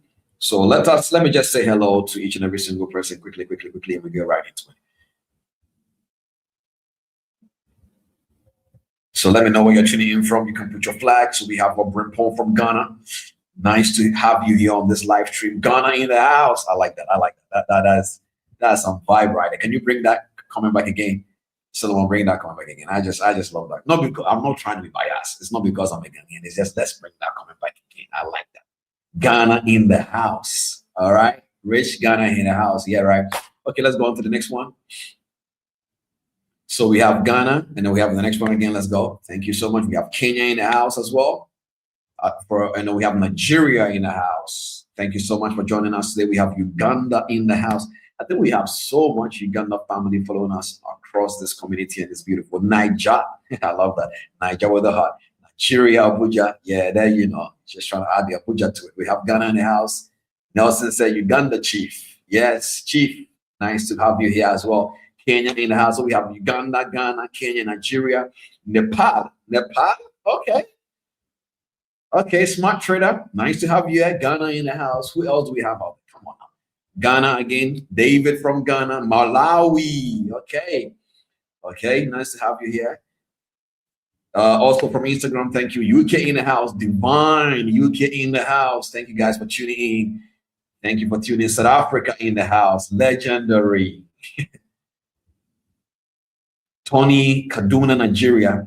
Kaduna State. Yeah. Right. South Africa in the house. So South Africa, it's 2 now. Okay, great, guys. Look, I do all of the Nairobi, Kenya. So now people are just trying to be like, okay, you know what? I'm not just going to say Kenya. I'm not going to say Uganda. I'm going to add Kampala. I'm going to add Nairobi. That's a good one. Listen, I do these things not because I'm trying to see if people are tuning in. I do these things because TP family is a community, and I will tell you why. So last year, by the grace of God, the Holy Spirit dropped in our spirit that we should start what we call TP Family Reps. So TP Family Reps is when we are able to select people from different countries so that we can be able to bring them together, and we can have people who lead TP family initiatives in these countries. I couldn't do it last year. I will not lie to you. You see, in this life, we are all having learning curves. So genuinely, I couldn't start that initiative, and I will not be ashamed to admit there were certain things and certain systems that was not available, and that same direction dropped in my heart again this year. So we are going to be doing something very interesting, and also I think next week, God willing, we can give you guys an announcement on the Nigerian masterclass. All right, and masterclass in Nigeria we can. So one of the ideas was that we need to start a TP family rep, and I'm going to be announcing again the portal that we are going to be using to select the reps. The reason being is because every single year we go on a break twice a year. So the first one is in the summer, and the second one is before the next year, so that we can be able to have that transition and then do that and so on and so forth. So that is the reality of how we normally do things in our community. So this year we're going to be doing 2 breaks, and before the break we are going to be having what we call TP family get together. I will initially see to it that we have selected the right TP family reps in countries that we can be able to collaborate with, and then we will make sure that people are able to bring people together, whether they are part of TP family or not. We will find a way to bring people together in different countries. I will make sure that we supervise as well I will see how I can contribute. There are people, if they want to take over their whole entire, get together control, it's up to them. If you can't do it by yourself and you need me. So before the break, we are going to be doing what we call TP family get together. And I will make sure that after the get together is done, I will let the rep in that country log me into a Google Meet, and I will talk to all those who came individually. We are building a community. It takes effort to build a community. When we started this community, we didn't have any Telegram channel. In fact, we still don't have. So people will be asking, Cliff, how do I join your community? You are already here. Number one, if you want our announcement page, Solomon will kindly bring the WhatsApp channel, for you to see it, and you can scan the QR code. There you go, and you can join. This is our only official announcement channel. Very important that you understand this. And so that is where we share announcements and so on and so forth and everything. I don't have any Telegram channel. I don't send any signals and so on and so forth. But there are people who have created Telegram channels with my name sending signals. It is not me. Don't pay any money to them. The majority of the things we do in this community is 100% to the community. We don't charge for many things. The only few things you will see us charging is when you want me to dedicate time personally, one-on-one, for you as a mentorship. Number one.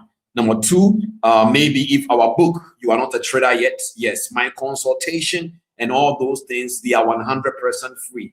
If you get a time slot and you book for the consultation, you come and you get consulted. There are many people, I was able to stay up on consultation with them for 1 hour, 45 minutes without them.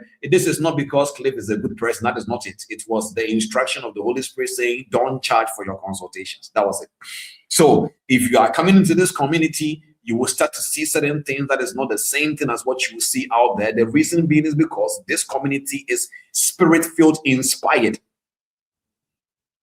It's by the grace of God that we are here. It's an election of grace. Yes, I've been in this industry for 14 plus years, and we could have learned some things in sales and things to always keep on trying to sell. But me, myself, personally, what I am doing is by the grace of God. And so if it is not something that requires logical charging, you will never see me doing that. However, what we are trying to basically build in this community is a community that transforms people. So you have to think that and understand that. I want to basically start my teaching today from an angle where you will learn a lot. But many people, probably this is your first time wondering, Cliff, what are we doing here? Well, before I launch my topic for today, I want to teach something very powerful. Because, by the way, I almost forgot. So we are launching a new program on our platform called Consult with Cliff. So we already have this program, which is TP Masterclass. But I'm launching and I'm adding a new program called Consult with Cliff. We already dropped the first episode last week. We wanted to see if people will like it. And I think the engagement is not bad. Not engagement as in how many, but the engagement as in people learning from it. Then, so to give you a quick announcement, that program, Consult Cliff, is a program whereby some of my consultations that does not involve too much secret stuff.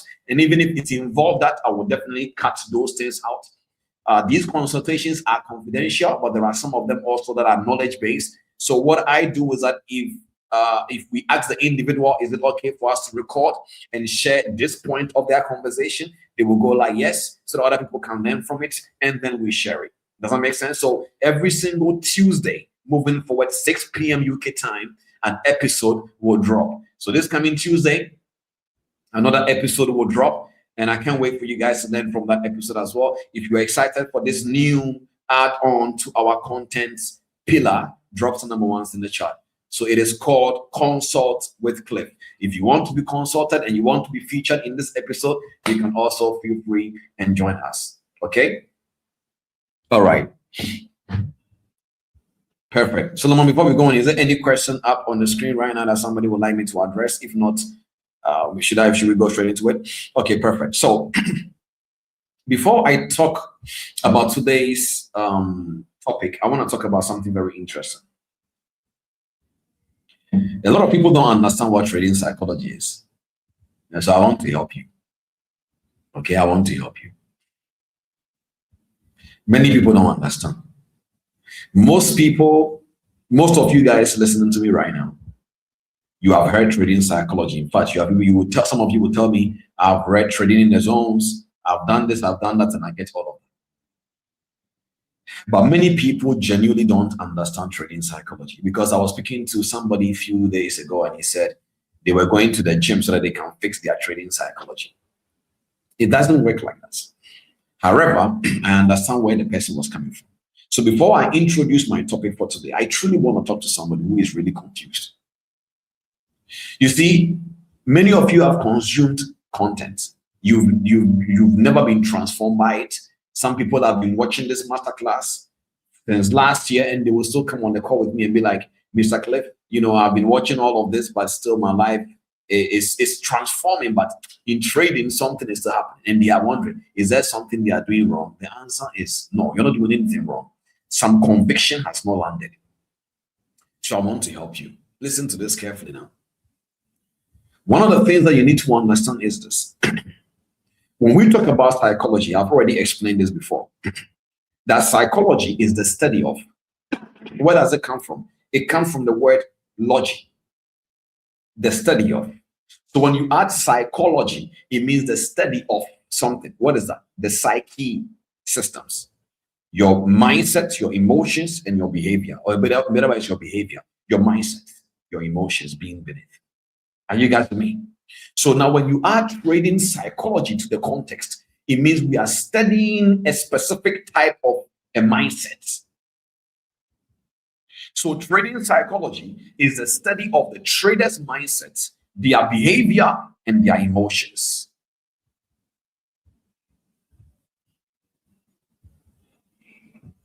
So there is a real level. So now when we now dig into that person and we are trying to dig deep and try to understand, when you guys start watching the consult clip, you will understand certain things very well. So the real level, when we are studying an individual, it will always end up at the person's identity.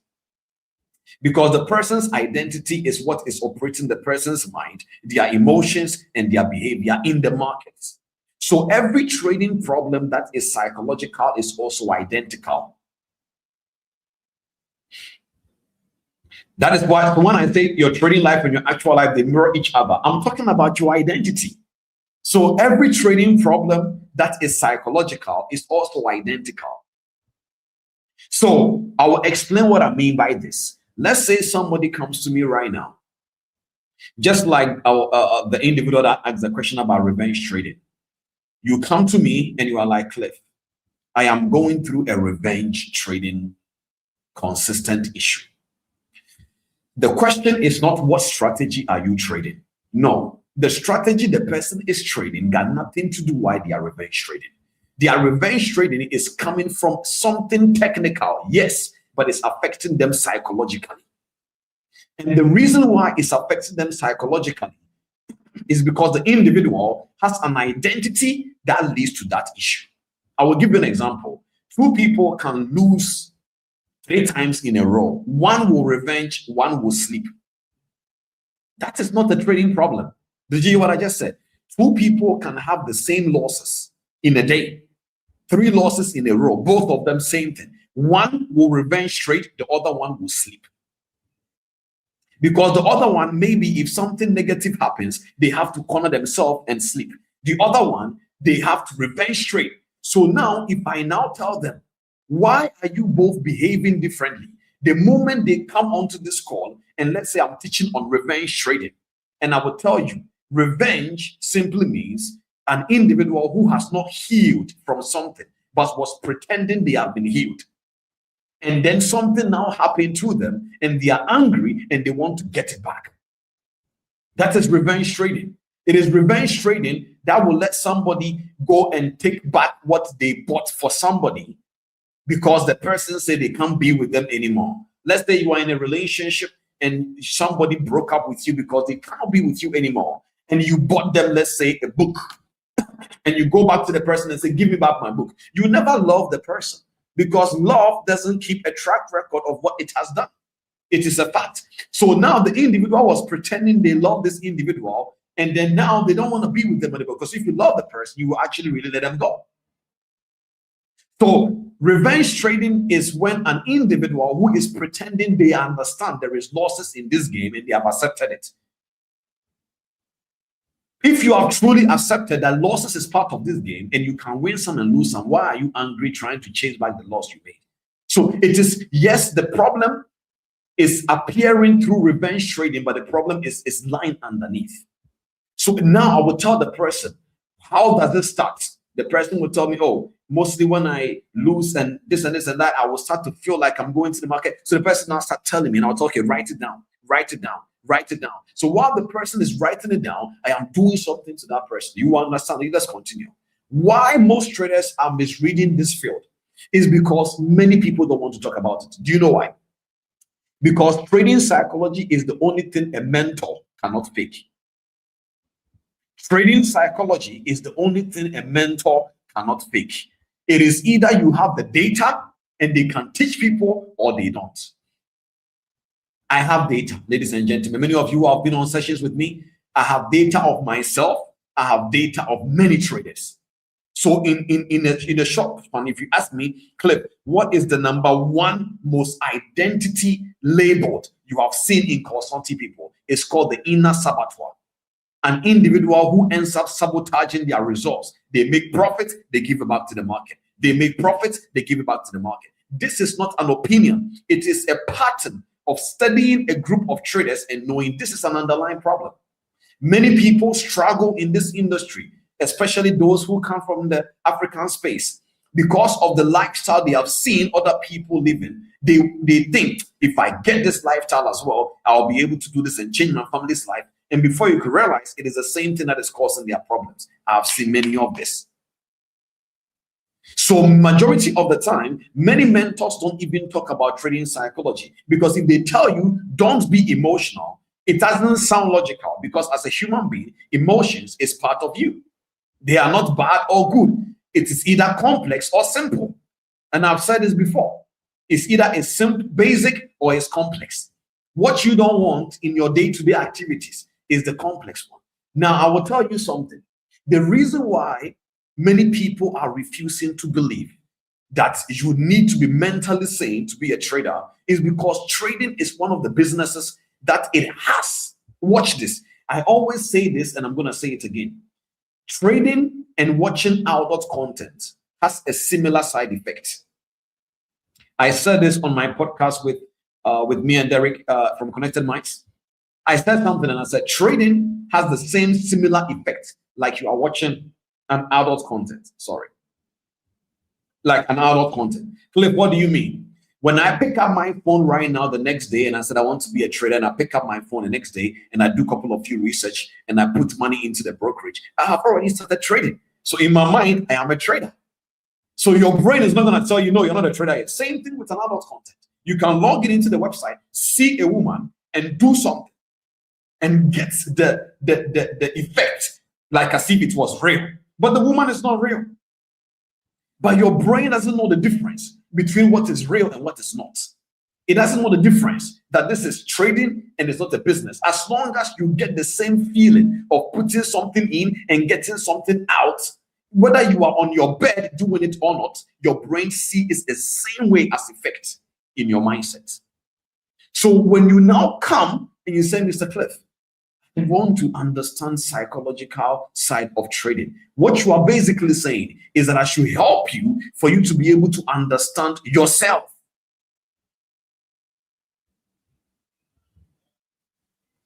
So you have to be willing to learn you.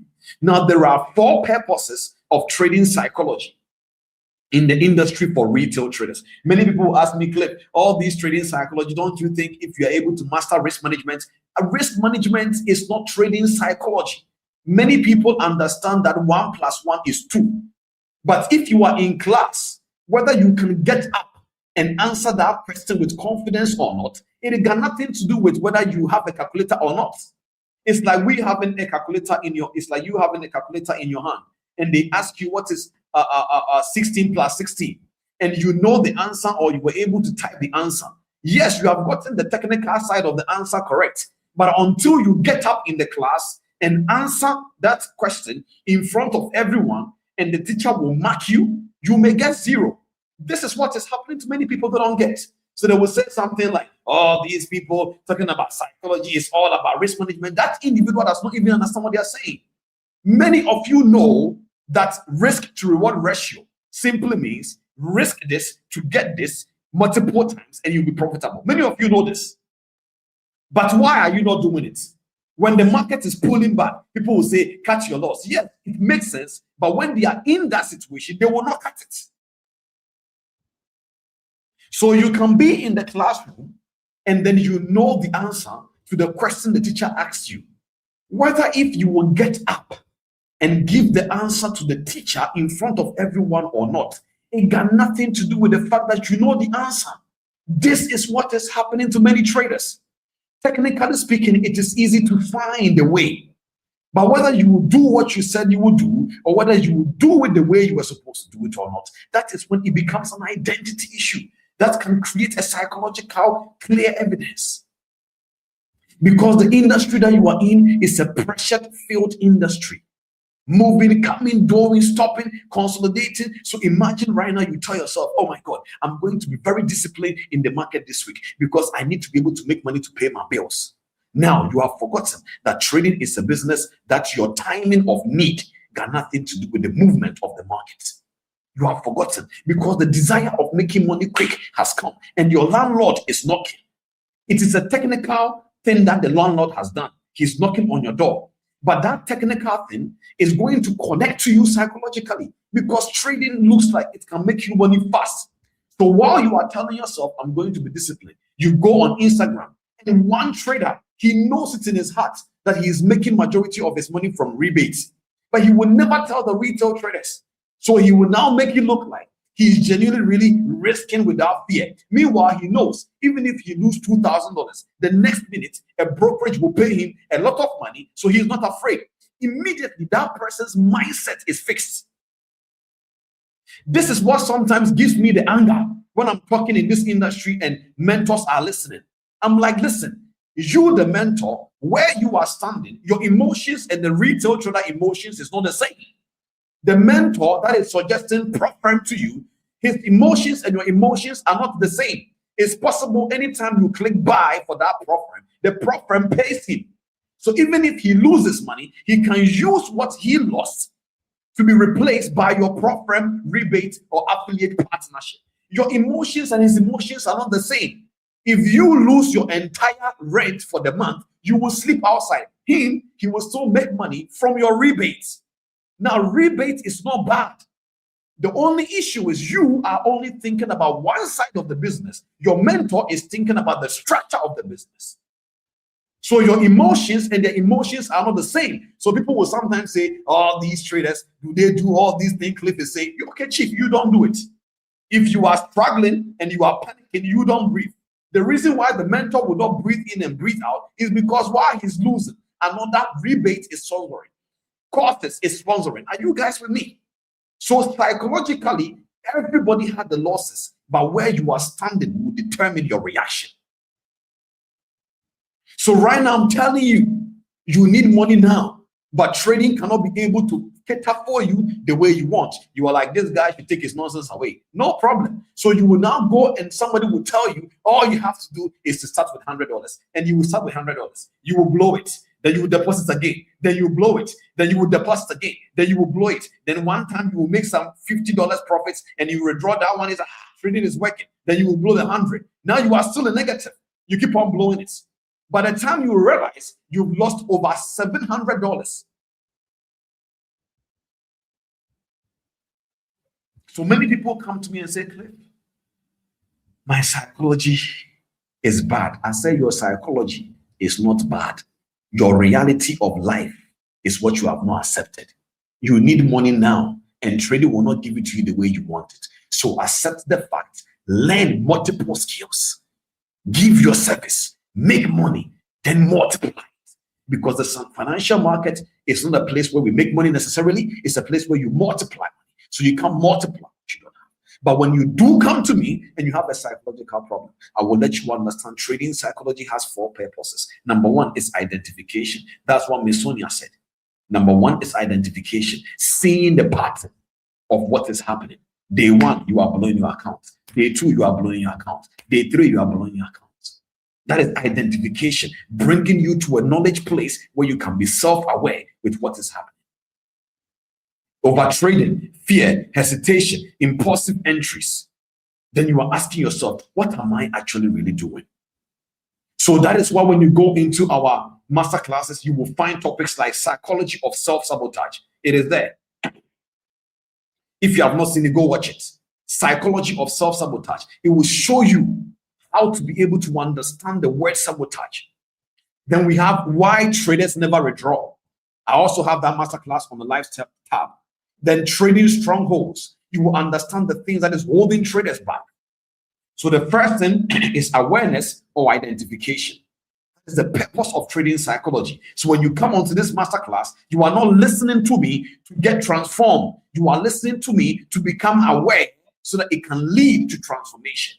But the majority of the part that you can become transformed, it is solely dependent on you, whether you will use the information or not. So the second purpose of trading psychology is understanding, to be able to name the root. So many people will say, I don't know why I am over trading. And I will tell them your problem is gambler's fallacy mindset. You have the gambler's fallacy mindset. So in other words, you think because the market is buying, then the next one has to be selling. That is a gambler's fallacy mindset. If the market is buying from a structured point, you have to keep on looking for buys. If it's selling, you have to change your mind and look for sales, but not in the way people think. If the market structure is not done, the market structure is not done. If the market structure is done, the market structure is done. Don't jump here, go here, move on to this time frame, then come here, go on 1 minute, then go back on. No. Stick to a system. So you come to me, Cliff, I don't know why I'm over trading. You think we'll talk about over trading? No, Chief, we'll talk about your gambler's fallacy mindset. That cognitive bias that you have as a problem. Number 3 is interruption. Now that we have been able to identify what the pattern is, the next thing is to understand the origin of the problem. Then number 3, we need to interrupt it. So if you go to the understanding where the problem is, I already gave you guys some couple of few topics. Belief system series, powerful series, you should go watch it. Cognitive dissonance is also on the live session. Then distorted mindset. Then when you come to the interruption, the goal of that is that while you are revenge trading, you need to understand this. Every single time that you have a problem as a trader or as an investor or somebody who is going through any trauma or whatever, the truth of the matter is the first thing you need to be willing to do is to tell yourself the truth. The reason why you are over leveraging is not because you are a bad trader. You are over leveraging because your capital is small. And if your capital is small, that means even if you make profit, you will not be able to enjoy the profit because the profit is not much. Let's say you have $100. 5% of $100 is $5. So in other words, you are not going to be excited about that capital. Is that true? So while you know that the percentage of your growth in the account is good business-wise, logically, it can't solve anything. So the first thing that will come into your mind is to over-leverage. Now, when you come to me and you tell me, Cliff, I don't know why I'm over-leveraging. You are lying, Chief. You know why. Your money is small. Your capital is small. All the videos you saw that is telling you you can flip something and make $10,000. Chief, see, you will blow the account. Even if it works for you today, what about tomorrow? What about the next day? So some of you need to accept the fact your trading is working, and you need to stick with the management, the risk management, and build your account gradually until the day maybe your service or a skill set somewhere else will give you more income. By that time, you have the skill and you are still growing. So Cliff, I don't know why I'm over leveraging. Your capital is small.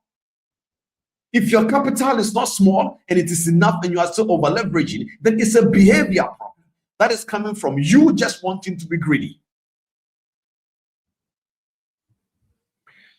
So the purpose number 3 is interruption. to break the loop. So every single time that you lose 2 or 3 trades, Cliff, what do I do? Listen to this carefully. This is not my topic. I'm just giving somebody an understanding of what trading psychology is. So Cliff, what do you mean? Listen to me carefully now. Listen to this. Somebody is in the market. You've lost 3 trades in a row.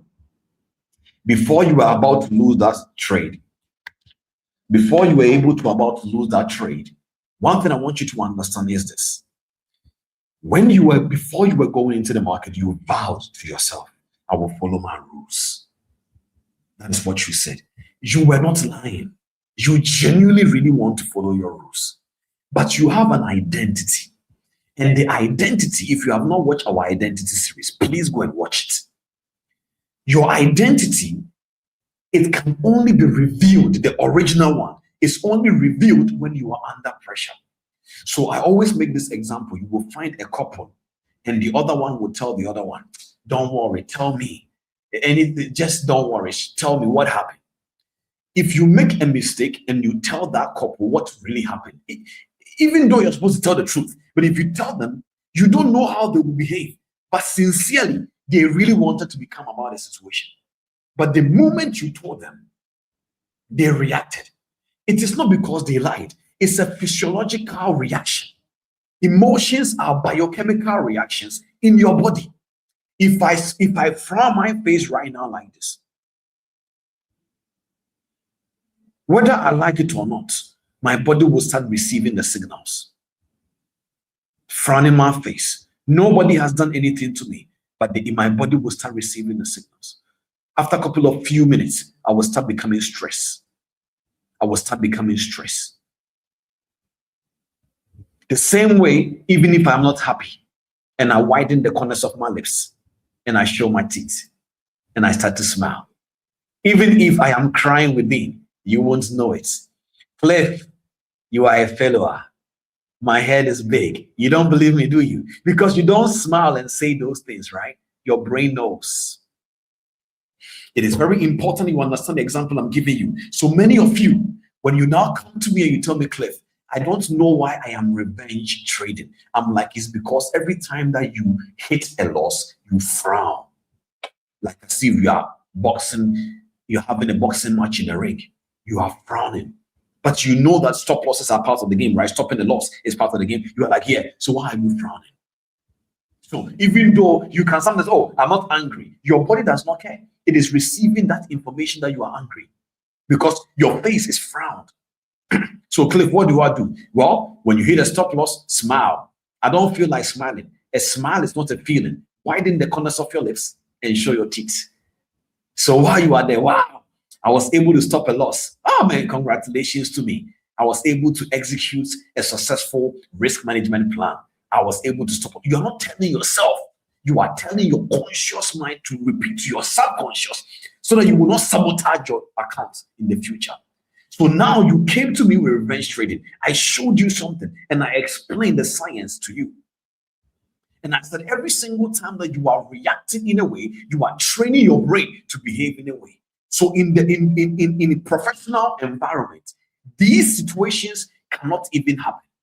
Because the moment before you go into a trade, your rules are already predefined. Your exit is already predefined. But you are your own boss in this industry. You wake up the time you want, you sleep the time you want, you trade the way you want, the time you want. You are your own boss. So you have to put systems in place to be able to do the things I'm telling you. But Cliff, why do I need to smile? Because watch this. Every single time that you are in the market, your brain does not know how to differentiate between losses, the fear of loss, and the fear of the lion. The fear of loss and the fear of the lion, it is the same type of fear to your mind. So every single time that the fear sensor is activated, the first thing that happens is that the blood flow stop rushing to your prefrontal cortex, and your prefrontal cortex starts shutting down a little bit. This part of your brain is responsible for your logical reasoning. It is the part of your brain that is responsible for planning. Following rules is here. This part of your brain is what is responsible for following rules. So the reason why you stop following your rules is because every time your amygdala, the fear sensor, the threat sensor triggers and says, my God, what if I lose? Immediately, if the blood flow stop going here mostly, before you can realize you are now dimmed. Then your logical reasoning goes down. What you now need to do with the information I'm giving you now is to know how to reactivate your prefrontal cortex. How do you do that? Breathing technique 478. Calm down. It's just a bad day. You are reactivating your prefrontal cortex. What else can you do? Counting backwards. 1,000, 999, 998. Because when you are counting backwards, because it is not something your brain is familiar with, it has to activate your prefrontal cortex to do it. What else? Declaration.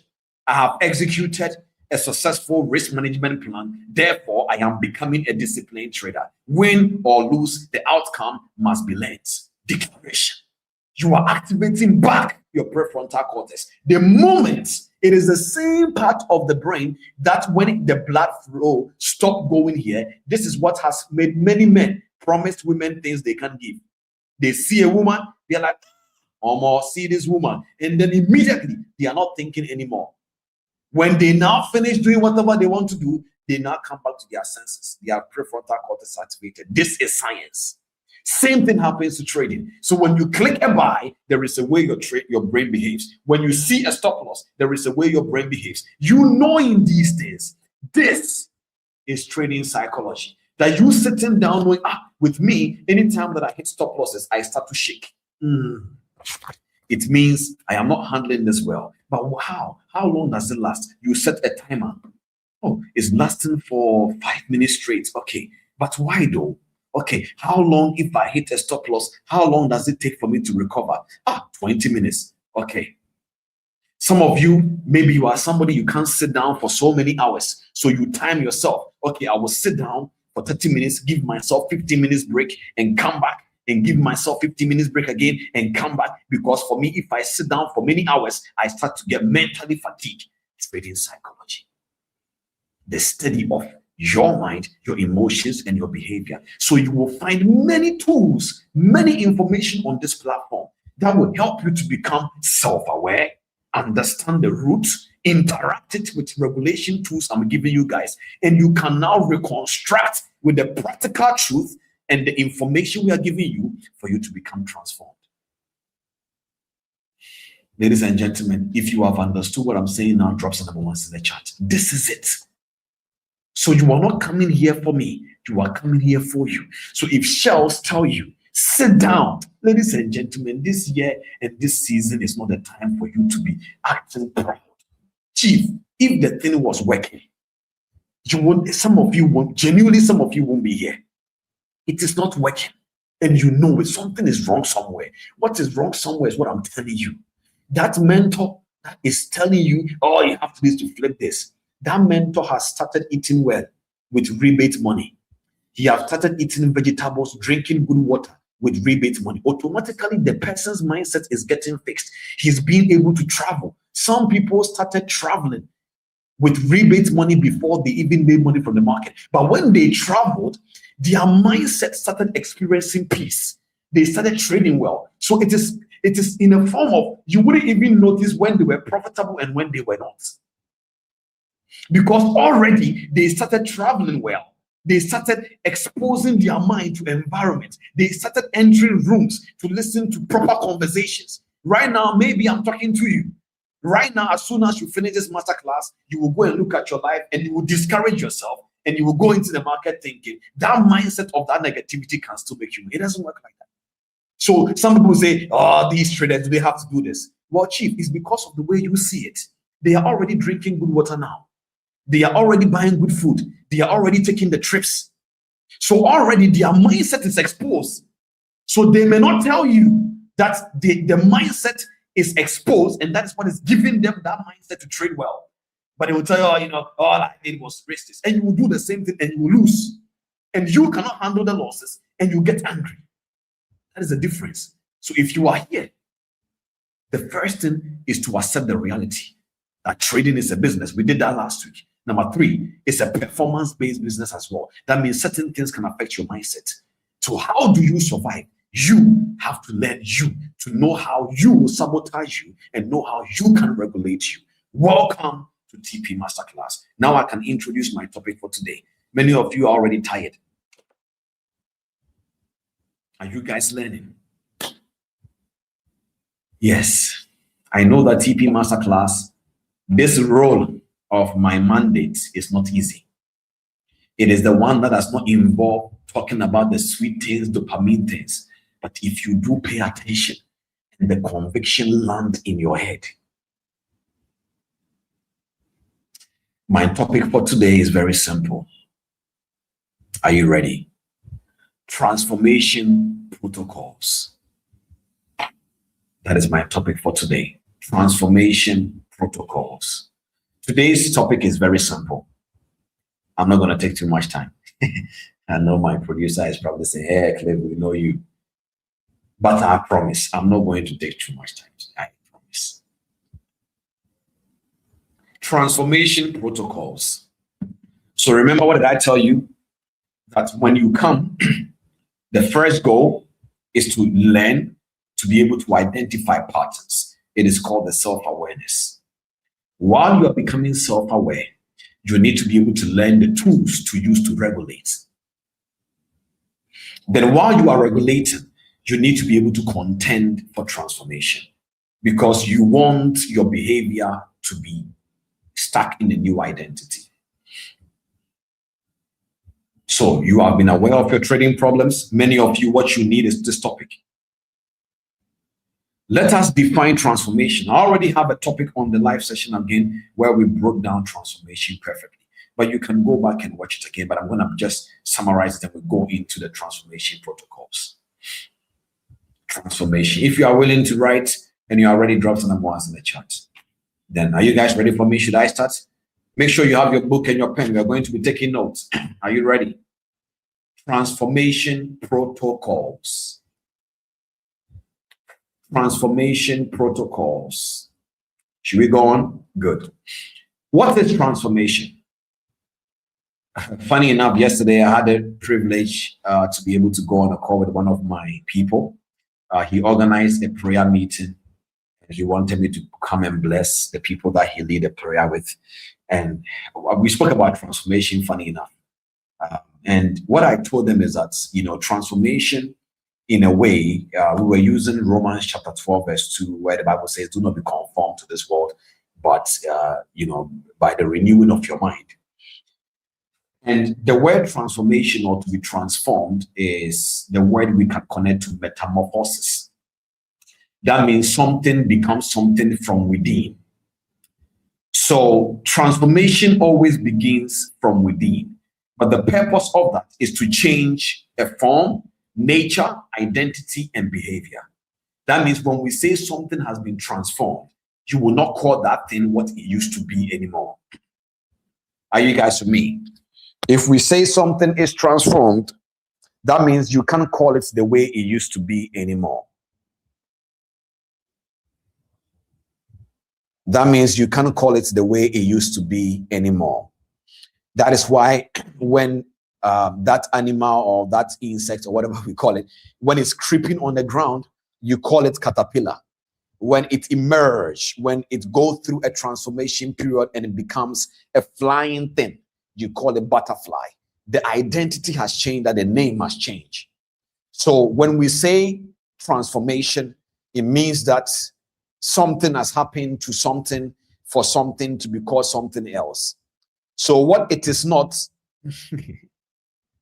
what is in this life, your brain, your brain is powerful. Though. You see, as I'm sitting here, not that I am hungry, but while I spoke about transformation, a meal, a food that's just dropped in my spirit. You'll be wondering and say, Cliff, how can you be teaching and remember? Just hold on, Chief, don't judge me. The food dropped in my mind and automatically joy started coming into my heart. The brain is powerful. Wherever you are, may God give you that joy tonight. Anyway, let's get back to the call. So watch this. Transformation is when things change form, nature, or identity and behavior. You see, transformation is not a surface level change. It is an improved mode. So when something goes through a transformation, you can see it. It is an internal reconstruction that produces external results. So transformation comes from within. This is what many people don't understand. Transformation comes from within. So you need to be able to understand that the trap most traders live in is that if I understand the behavior, then I have changed. No. If I recognize the emotion, so many people ask me, how do I recognize my emotion? Recognizing your emotion does not change you. Recognizing your emotion is just part of the transformation, not the transformation. So you can remain the same, whether you like it or not. Awareness does not becomes equal to transformation. Are you guys with me? So now let's talk about, I wanted to just recap transformation. In that masterclass, I spoke about the different levels of transformation, the beginning stage, the stage 2, the cocoon phase. We spoke about all of that. Just go and then you will watch it and understand. Let's go into the topic properly. So let's define transformation protocols. Please, let's start right. Transformation protocols, they are the structured processes. They are the structured processes used to change thinking. TP family will become one of the biggest communities in this generation. Whether you believe it or not, we will become one of the biggest communities that is full of transformed minds. Today, I don't know what is happening to me. Some things are dropping in my spirit and it's giving me joy. TP family will become one of the most biggest transformed communities, whether in trading, entrepreneurship, marriage, businesses, whatever. I can assure you, believe it or not. Transformation protocols are structured processes used to change thinking. Transformation protocols are structured processes used to change thinking, regulate emotions, rebuild behavior, develop new identity. I'm going to repeat again. Transformation protocols are structured processes used to change thinking, regulate emotions, rebuild behavior, and develop new identity. Why? Because transformation requires 3 things. In order for somebody to be able to become transformed, there are 3 things that needs to be available. Number 1, the intention. Number 2, the structure. And number 3, tools. Without structure, there will be no awareness that will stay as knowledge. There will be no patterns that you can stop letting it repeat itself, and you can never see a consistent result. The results will stay the same way. So every single time an individual is saying that I'm transformed, then it means that 3 things happened in their experience. There was an intentional act. There was a structured system, and there were tools. There were tools.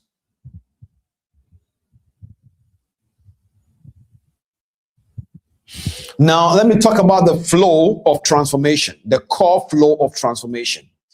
I'm going to give you guys 5, only 5 flows. The first one is awareness. The purpose of awareness, I've already explained, is to lead to identification of the pattern, to identify the pattern. The 2 is interruption, the ability for you to stop the destructive cycle. So if you are somebody, I always give an example and say that I want to make this example here. So back in the days, what used to happen is that I will always drink water and not finish it. I saw this pattern with me, and I saw the same pattern with many things, whereby I want to do something. I'm like, why did I start this thing and I didn't finish? And it became a pattern. I realized it is as simple even in my drinking of water. So if you are here and you are like, why do I get into a trade and I don't even wait for it to get to my destination before I close it? Don't focus and zoom into trading only. You will not survive like that. Look into your life and say, this same pattern of me starting and not finishing is what is reflecting in my trading. So if you want to fix that, don't focus on the trading. Focus on finishing something in your life. In your life, start there. So number 1 is awareness. Number 2, interruption. Number 3, reprogramming. That means we need to build new thinking. Number 4, repetition. And number 5, environments. Environment is very important when it comes to being transformed. You cannot become fully transformed without the right environment. It is true. Now, one of the things that I've just realized after consulting many traders is that most traders stop at step 1. The moment they become self-aware, they are like, I'm done. No, you are not done, chief. You have to interrupt, you have to reprogram, you have to repeat, and you have to change your environment.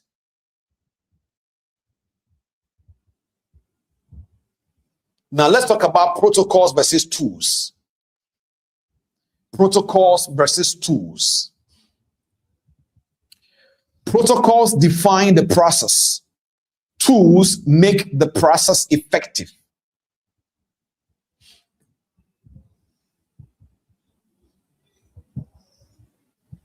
Did you hear what I just said?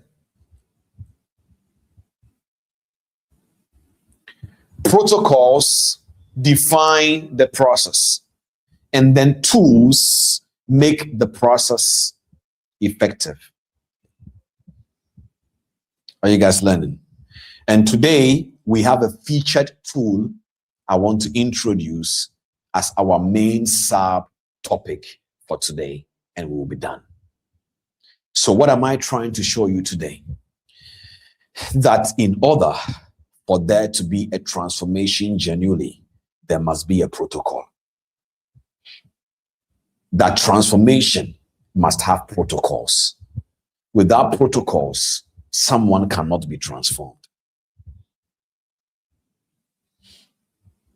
And one of the protocols that we're going to be talking about today is the protocol of interruption. The ability for you to interrupt and reprogram. So I'm picking interruption and reprogramming as the protocol system, but there is a tool we must use, and the name of the tool is called declaration. Many people don't know what declaration means. They have heard me, they have heard it, they have read it, but they genuinely don't know what it means. They don't know what it means scientifically. They don't know what it means spiritually. They don't know what it means principally. They don't know what it means. They just know that, yeah, I'm declaring. So today I said, wait, many people don't understand what it takes to be transformed. So I wanted to pick a one-dimension structure from the whole entire system and use it and borrow it to help you guys understand this. And that is declaration as a tool. So what are we talking about? Transformation protocols. And we have come to realize that in order for somebody to be able to become transformed, they must be able to go through the identity structure whereby they have to understand why this is happening. They need to interrupt the situation. They need to reprogram their mindset, and they need to repeat, and they need to make sure that the environment is supporting their transformation. Declaration as a tool. Why declaration must be properly understood? I was meditating on this and I said, many people don't understand declaration. They need to understand why declaration must be understood. Many practice it, but few understand it. The common confusion that I've realized is that people confuse declaration and affirmation. They confuse declaration and motivation or positive thinking. When you don't understand declaration here, it will become a routine without conviction. It will lose its effectiveness. A trader will conclude about saying, hey, I came to Cliff and he said, go and declare this. For example, when I am using my IBP HBR framework to teach people on identity reconstruction, one of the things they do is I put them on a protocol of declaration for 21 days, twice a day, morning and evening, 5 minutes or 3 minutes, depending on the person's sensitivity to that. So it is not just me saying, go and motivate yourself. It is me trying to let you understand there is something you need to know. The reason why I'm teaching this topic before we start the Independent Trader series, which is going to be next week, by the way, during the Independent Trader series, my God, you're going to be learning a lot. My goal of that series is that you become an independent trader. After that series, many of you will delete your Telegram channels. If you are a mentor here, please don't go. Stay.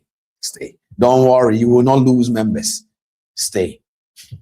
But after that series, we will start next week. Independent trader. Many of you will start deleting some Telegram channels you are part of. Before we go in, I want to differentiate between affirmation and declaration. Let's distinct that. Let's differentiate that. What is affirmation? Affirmation is a reinforcing statement. Affirmation supports an existing belief or an emotional state. The function of an affirmation is to stabilize the person and make you calm and reassure you something good will happen. But there is limitation. And that is why for me, you will never hear me saying I am affirming. So sometimes when traders come to me and I go like, do you declare? Yeah, Cliff, I really affirm a lot. I said, there is a difference between affirmation and declaration. Affirmation is used to calm somebody. And I don't really lean towards affirmation that much. I'm not an affirmation guy. Affirmation is mostly for people that are trying to calm people. It's like breathe, know that you will not die. You will not die. And why the person is saying this person will not die, the person is still dying.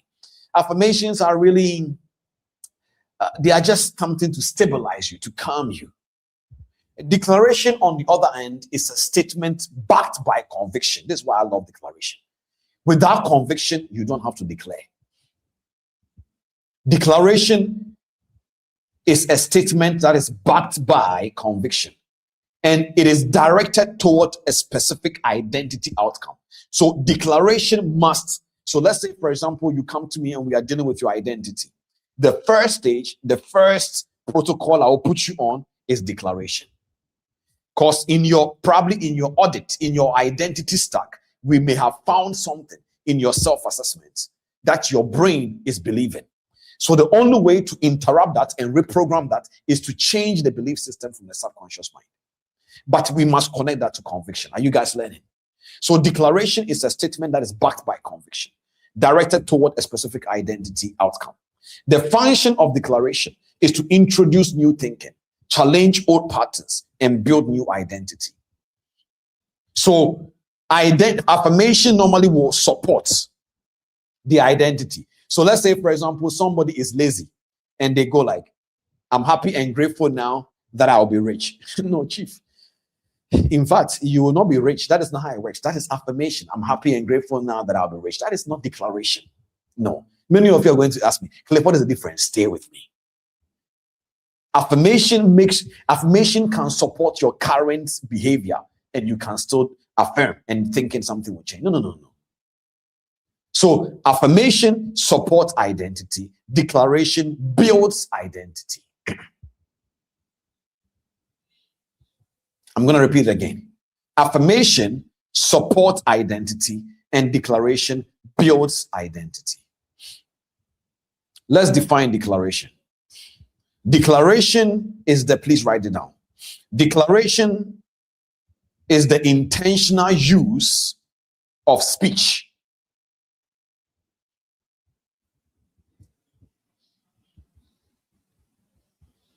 backed by conviction to produce a desired identity through consistent repetition. I'm going to repeat it again.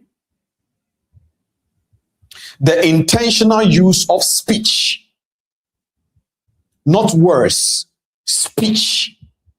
So the way you even speak matters when you are declaring. I will teach you, I will give you some examples. You guys will learn a lot from this simple masterclass. I'm sure you already learned a lot by the grace of God. So declaration is the intentional use of speech backed by conviction to produce a desired identity through consistent repetition. So declaration is not just casual speaking. Declaration is not empty repetition. It's not motivational talk. It has to be structured, intentional, repeated, and aligned with transformation. So that means, that is why when you go on my website, There are many declarations that is coming every morning. The goal is to make sure you will pick the one that resonated with you and your situation and stay with it for days. Don't rush. Are you guys with me? Why declaration works? I'm going to give you the scientific understanding here.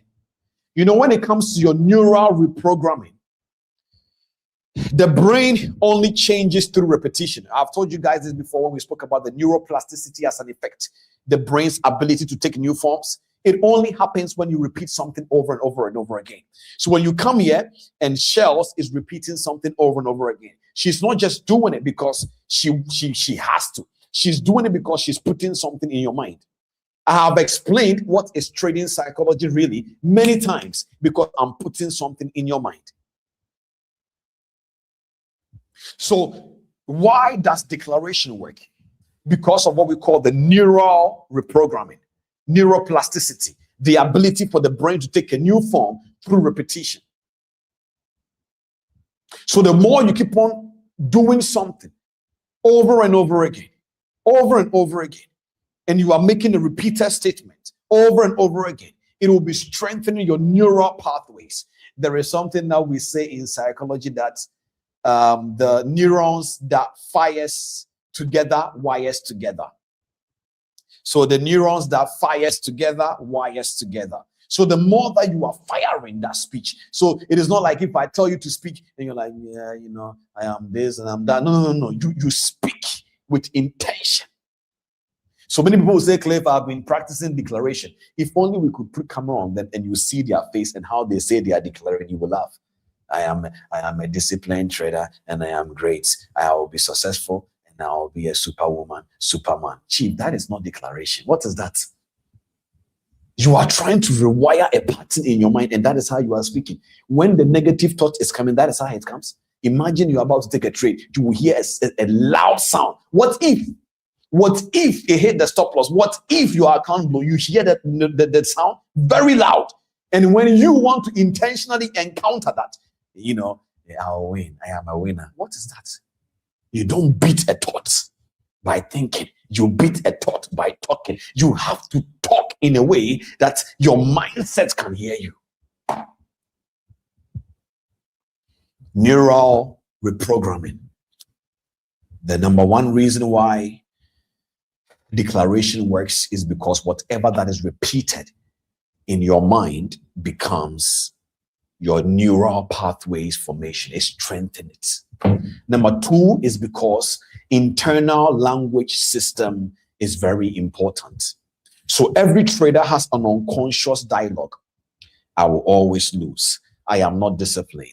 I cannot hold trades. I revenge trade. I am an over trader. I over leverage. Every single trader has an internal language system.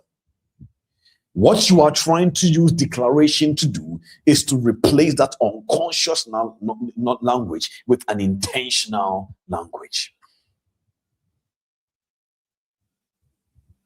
Are you guys learning? You are trying. So what I'm teaching you now, I'm not motivating you. Please, I hope you are learning.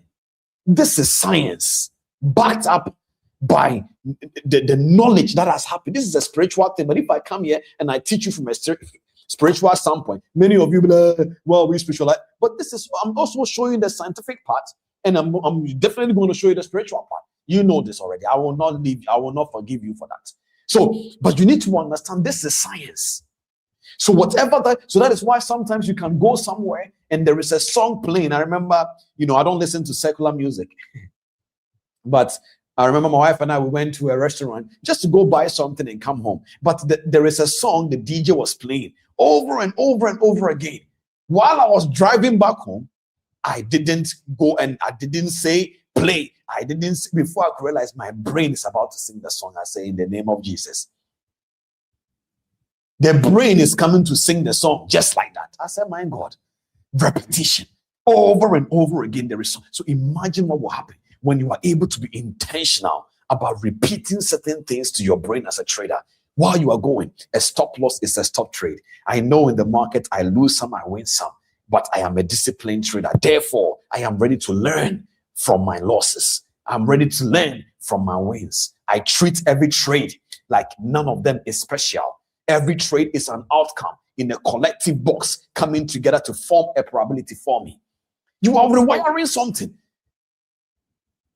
Do you understand what I just said? You are not just motivating yourself. You are, my God, I hope somebody understands this.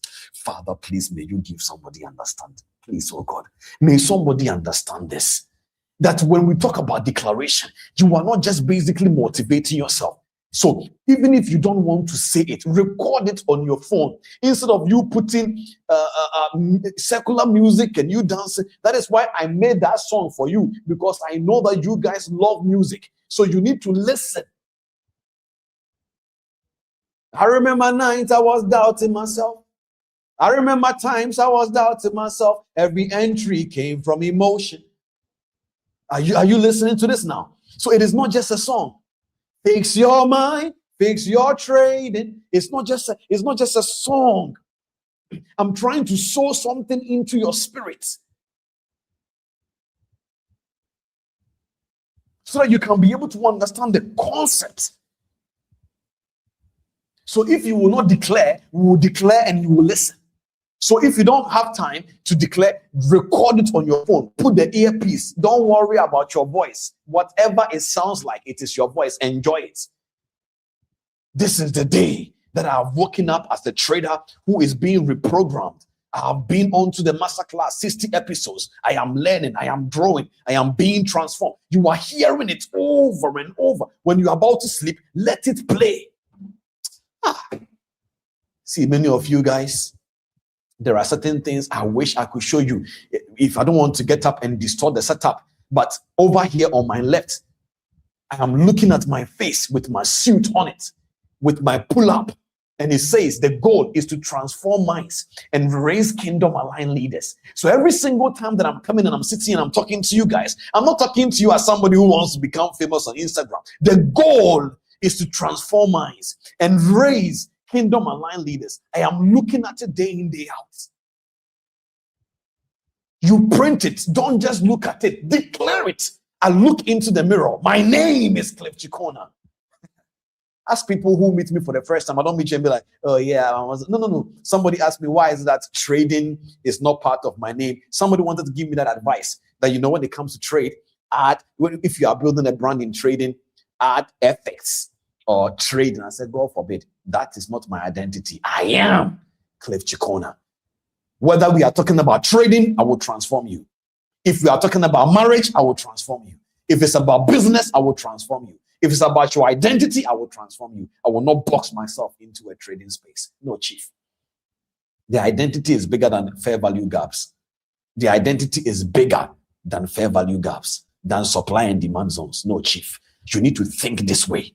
Many of you have shallowed your mind. And if you hit one stop, oh my God, my trade. If you hit TP, everybody must know you hit TP. Come on now, chief. Grow, trader, grow. It's an identity. So when we are now talking about declaration, don't listen to it like those who don't understand these things. Listen like somebody who understands. I am learning the protocols of transformation. Are you with me? So number one, because of neural reprogramming, which is scientific, you can do your research. Anything that you repeat eventually will be stored in your subconscious mind. Then internal language system, the things when you have not even thought about anything start coming out. Those are the reasons why we need to basically declare. Then attention and focus. Attention and focus. I already explained this scientifically to you guys last week, that we call something the reticular system. The reticular activating system is very, very important. When it's activated, it changes everything. Right now, we're going to do something. Every single person on the stream right now, let's do something quickly. Look around you right now and let's look for the color yellow. Everybody, including the producer. Everybody, let's look for the color yellow. Whether you're on Instagram, look into your room. I'm going to do the same. I'm going to be naming my color yellow. It doesn't matter even if it's a small dot. I have seen 1, I have seen 2, I have seen 3, 4, 5. Name 5 yellow color that you can see in your room. It doesn't matter. You will realize that you will start to see certain things that was not even there, but it was there. The only reason why you now saw it is because of the RAS. Your reticular activating system triggered. So you saw the colors, but they are there all this while. That is what declaration does. So every single time you are declaring, you are shifting your mindset from what is always looking at, which is negative, to the positive side to attract the thing that is important. Many of you will start attracting good traits if only you can wire your mind at least for 21 days. Many of you, you have no business taking traits you're not supposed to take, but for some weird reason, your energy, your attitude, it will lead you to attract certain traits. And the ones that will go there, you will find yourself not taking it. Some people will be like, I don't know, I didn't hold this trait. But how come when you are hitting many stop losses, you hold it to the end and even remove the stop loss? It's because of the way the brain is wired. It is comfortable experiencing that. But when it comes to wins, you are not comfortable holding it. All these things can happen from a reprogramming of the mindset. Are you guys learning? So why declaration works? It works because of neural reprogramming, because of internal language system, because of attention and focus. The mind filters reality based on dominant thought. How many of you have been watching a movie before and somebody will ask you, did you see it? You'll be like, no, I didn't see. What is that? And you will take it back because you were not watching. One day I will teach you guys a topic on the independent trader. I call that topic the watcher's mindset. There is a difference between looking and watching. Are you guys with me? There is a difference between looking and watching. I call that topic the watcher's mindset. You will be able to understand why, for some weird reason, you can't be able to look at the chart and to be able to tell what is happening. You are looking at the chart, you're like, why is it I'm looking at this chart, but I didn't see it? Watching and looking is different. The watcher's mindset. When we get to that topic, you will learn. Let's go. And then there is a spiritual dimension. Every single thing in life, if you don't add the spiritual dimension, you are joking. Life is spiritual. I don't care who you are. I don't care what you believe. Life is spiritual. And whether you believe it or not, it's up to you. Right now that you guys are looking at me, you don't know where my internet connection is, but you can tell I have internet. Why? Because some of you are in Nepal. Some of you guys are in the UK. Some of you guys are in different locations, and you can still hear me. It's internet. This is spiritual. If we were supposed to bring Moses and see us what we're doing here now, he'd be like, what kind of sorcerer is this? He's communicating to people. This guy, he's practicing omnipresence. They are seeing him here. That's what Moses would have said. I'm kidding. Moses, I'm sure he's so. But you understand what I'm saying? It is spiritual. Things you can't use your physical eyes to see, but then you can't deny their force. It's a spiritual structure.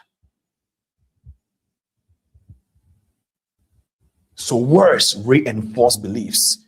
Repeated speech create internal agreements, and internal structure forms before external expression. Now, I want to basically quickly run through this. I want you to write this down so that we'll start going somewhere. Why? Okay, let's put it this way. What declaration does to the trader? I'm going to give you a few things, and just let's write down. Number one, it exposes contradictions. Number two, it creates internal pressure. Number three, it shifts thinking. Number four, regulate emotion. Number five, influences behavior. What does declaration do to the trader? Number one, it exposes contradictions. Number two, it creates internal pressure. Number three, it shifts thinking. Number four, regulate emotion. So if you are here, you are like, Mr. Cliff, how do I regulate my emotion? Well, I'm telling you, one of the tools is declaration. Now you know the difference between declaration and affirmation, right? I'll give you guys some examples before we close up. But what does declaration do to the trader? Or what declaration does to the trader? Number one, exposes contradictions. Number two, create internal pressure. Number four, it shift your thinking. Number three, it shift your thinking. Number four, regulates your emotion. Number 5, influence your behavior. Now, already you know why declaration fails. They will mostly fail because the person does not do it consistently. They do it because they don't understand why they are doing it. They do it because they are not aligned. They do it because they are not convicted. They are not convicted. That is the reason why they are not convicted. It's as simple as ABCD. It's because they are not convicted.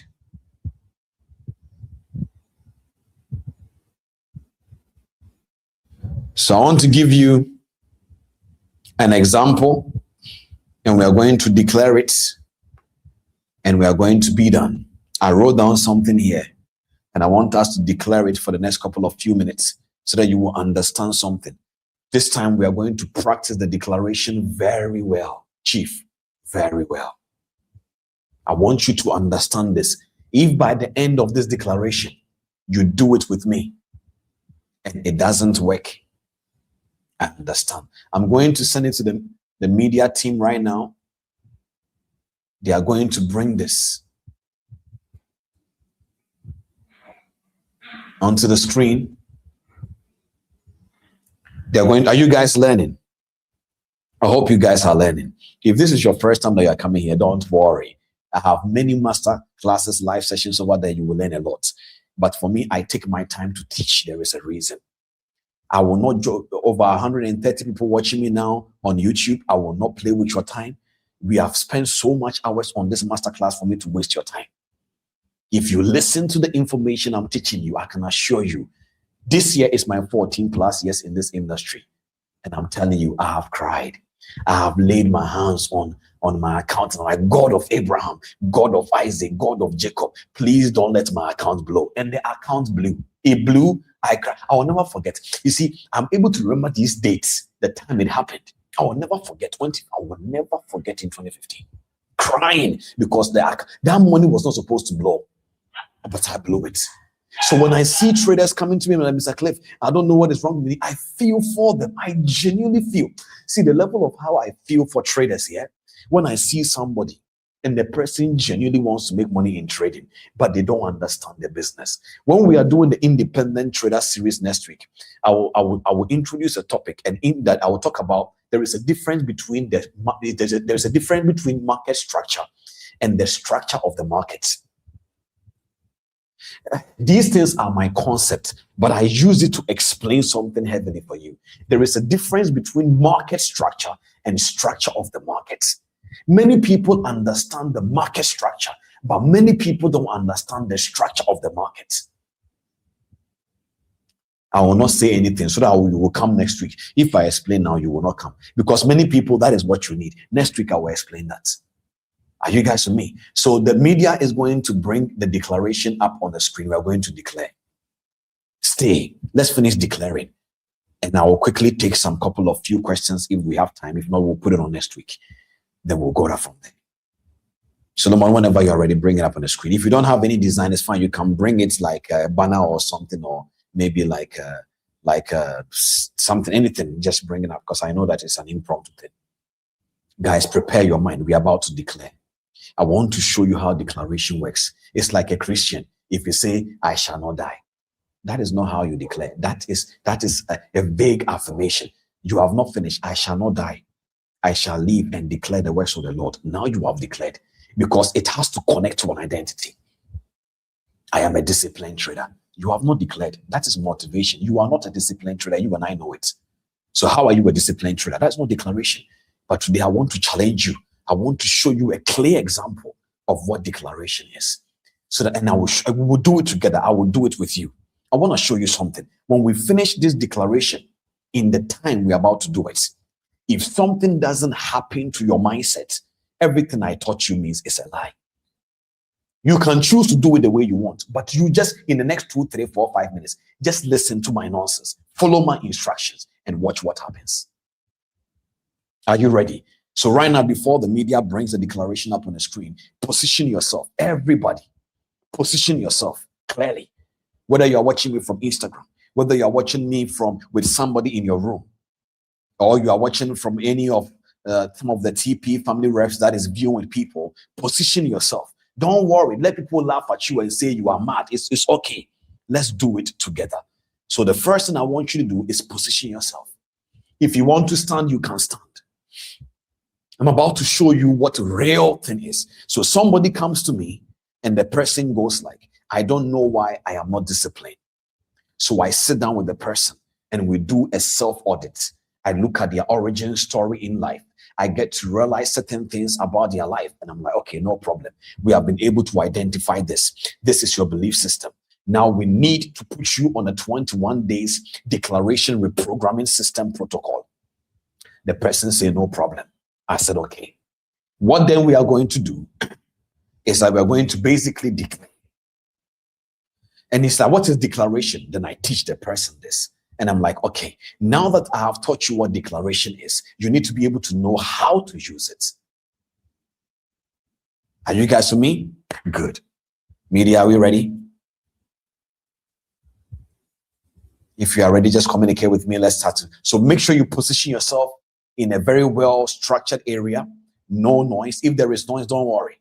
We will deal with that later on. But for now, position yourself in a place where you can declare.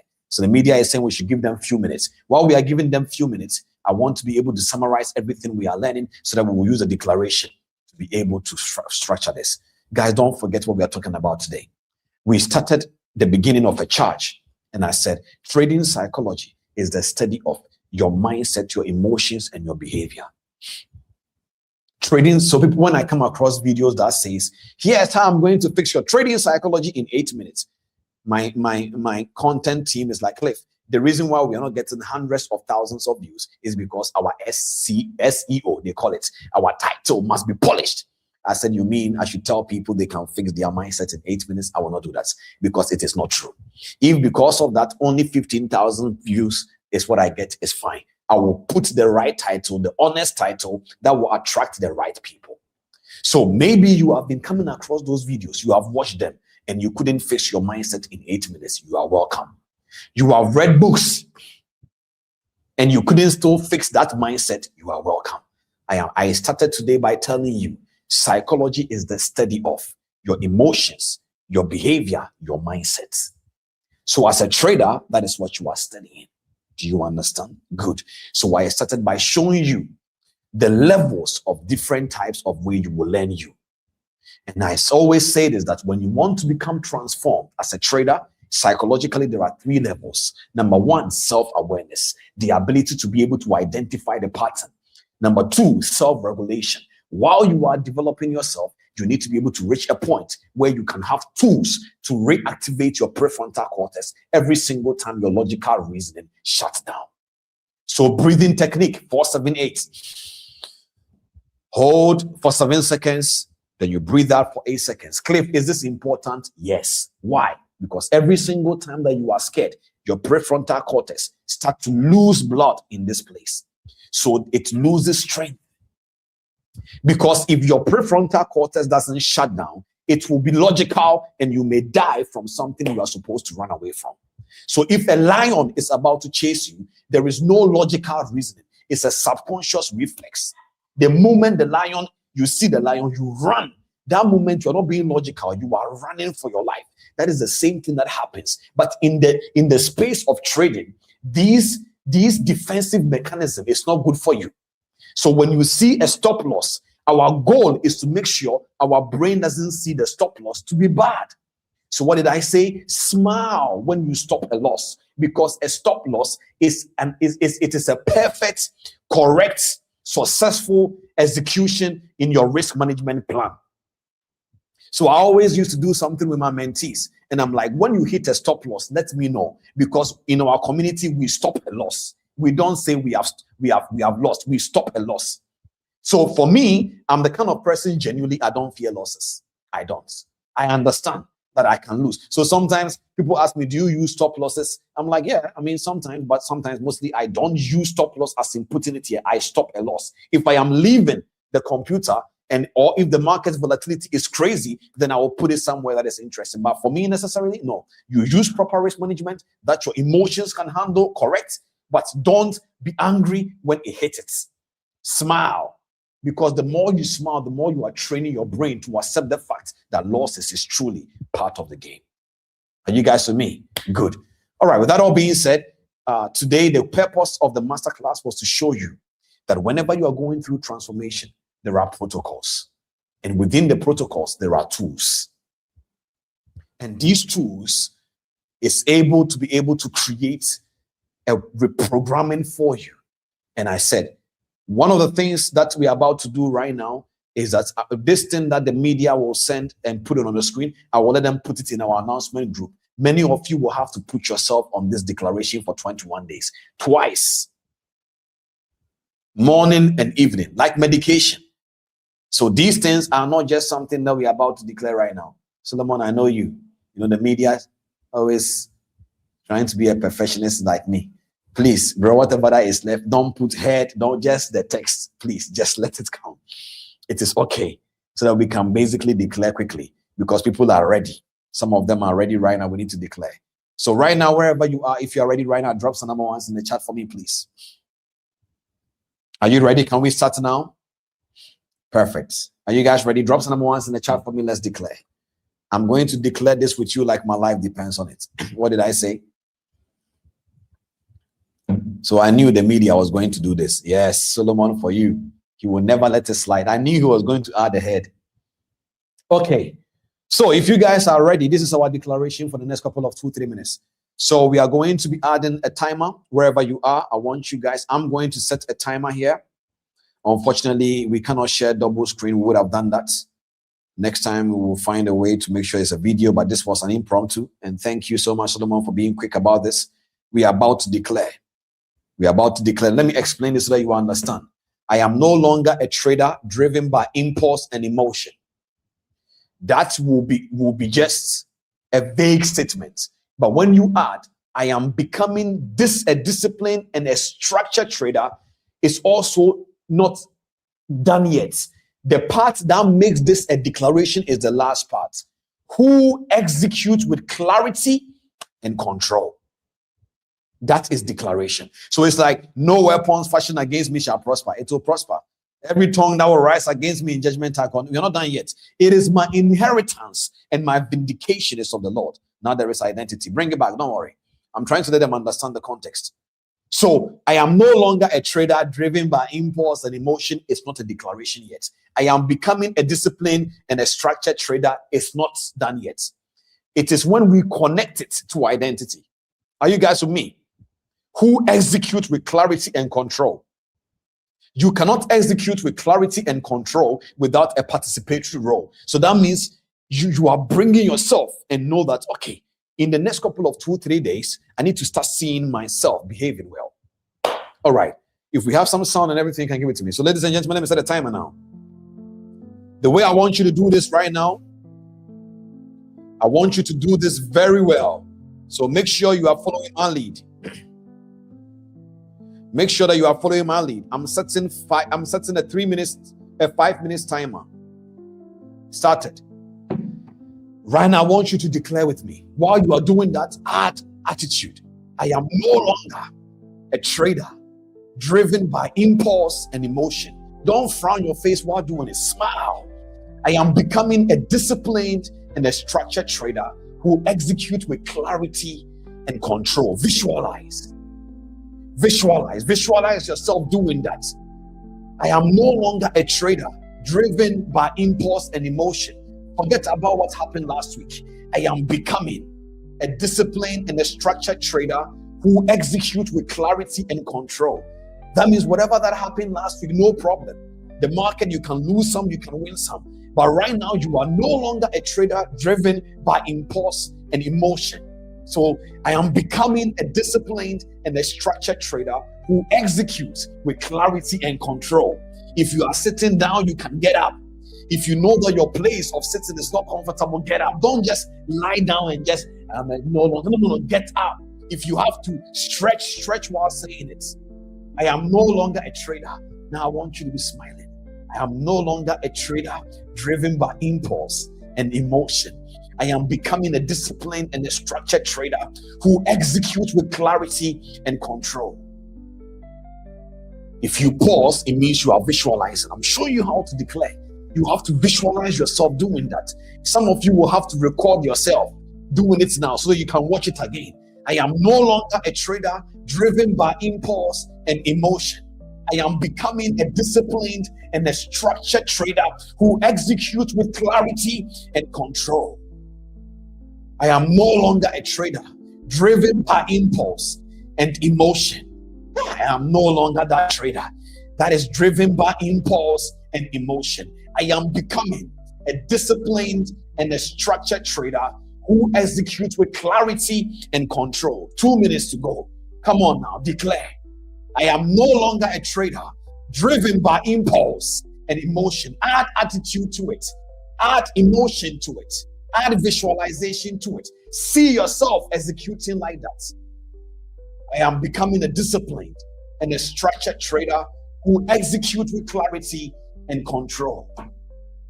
I am no longer a trader driven by impulse and emotion. I am becoming a disciplined and a structured trader who executes with clarity and control. I am no longer a trader driven by emotion and impulse. I am becoming a disciplined and a structured trader who executes with clarity and control. I am no longer a trader driven by impulse and emotion. I am becoming a disciplined and a structured trader who executes with clarity and control. Come on now. Is somebody declaring that I am no longer? Speak to your mind. If you have to hold your prefrontal cortex, hold it and speak to your mind. That I am no longer a trader driven by impulse and emotion. I am becoming a disciplined and a structured trader who executes with clarity and control. You see, the more you keep on doing it, something is happening. In the beginning, maybe when you started, you didn't feel like it. Now the energy is coming. And when the energy is coming, push. I am no longer a trader driven by impulse and emotion. I am becoming a disciplined and a structured trader who executes with clarity and control. We have 60 seconds to go. Now, wherever you are right now, I want you to be excited while doing it. Forget about what happened in last week, because next week is coming and you will still trade next week. Next week is coming and you will still trade next week. So you need that emotion. I am no longer a trader driven by impulse and emotion. I am becoming a disciplined and a structured trader who executes with clarity and control. I am no longer a trader driven by impulse and emotion. I am becoming a disciplined and a structured trader who executes with clarity and control. I am no longer a trader driven by impulse and emotion. 20 seconds to go. Right now, it's not about the energy, it's about conviction. I am no longer a trader driven by impulse and emotion. I am becoming a disciplined and a structured trader who executes with clarity and control. Ladies and gentlemen, can we let the music go down a little bit? Let the declaration stay there. Listen to me carefully now.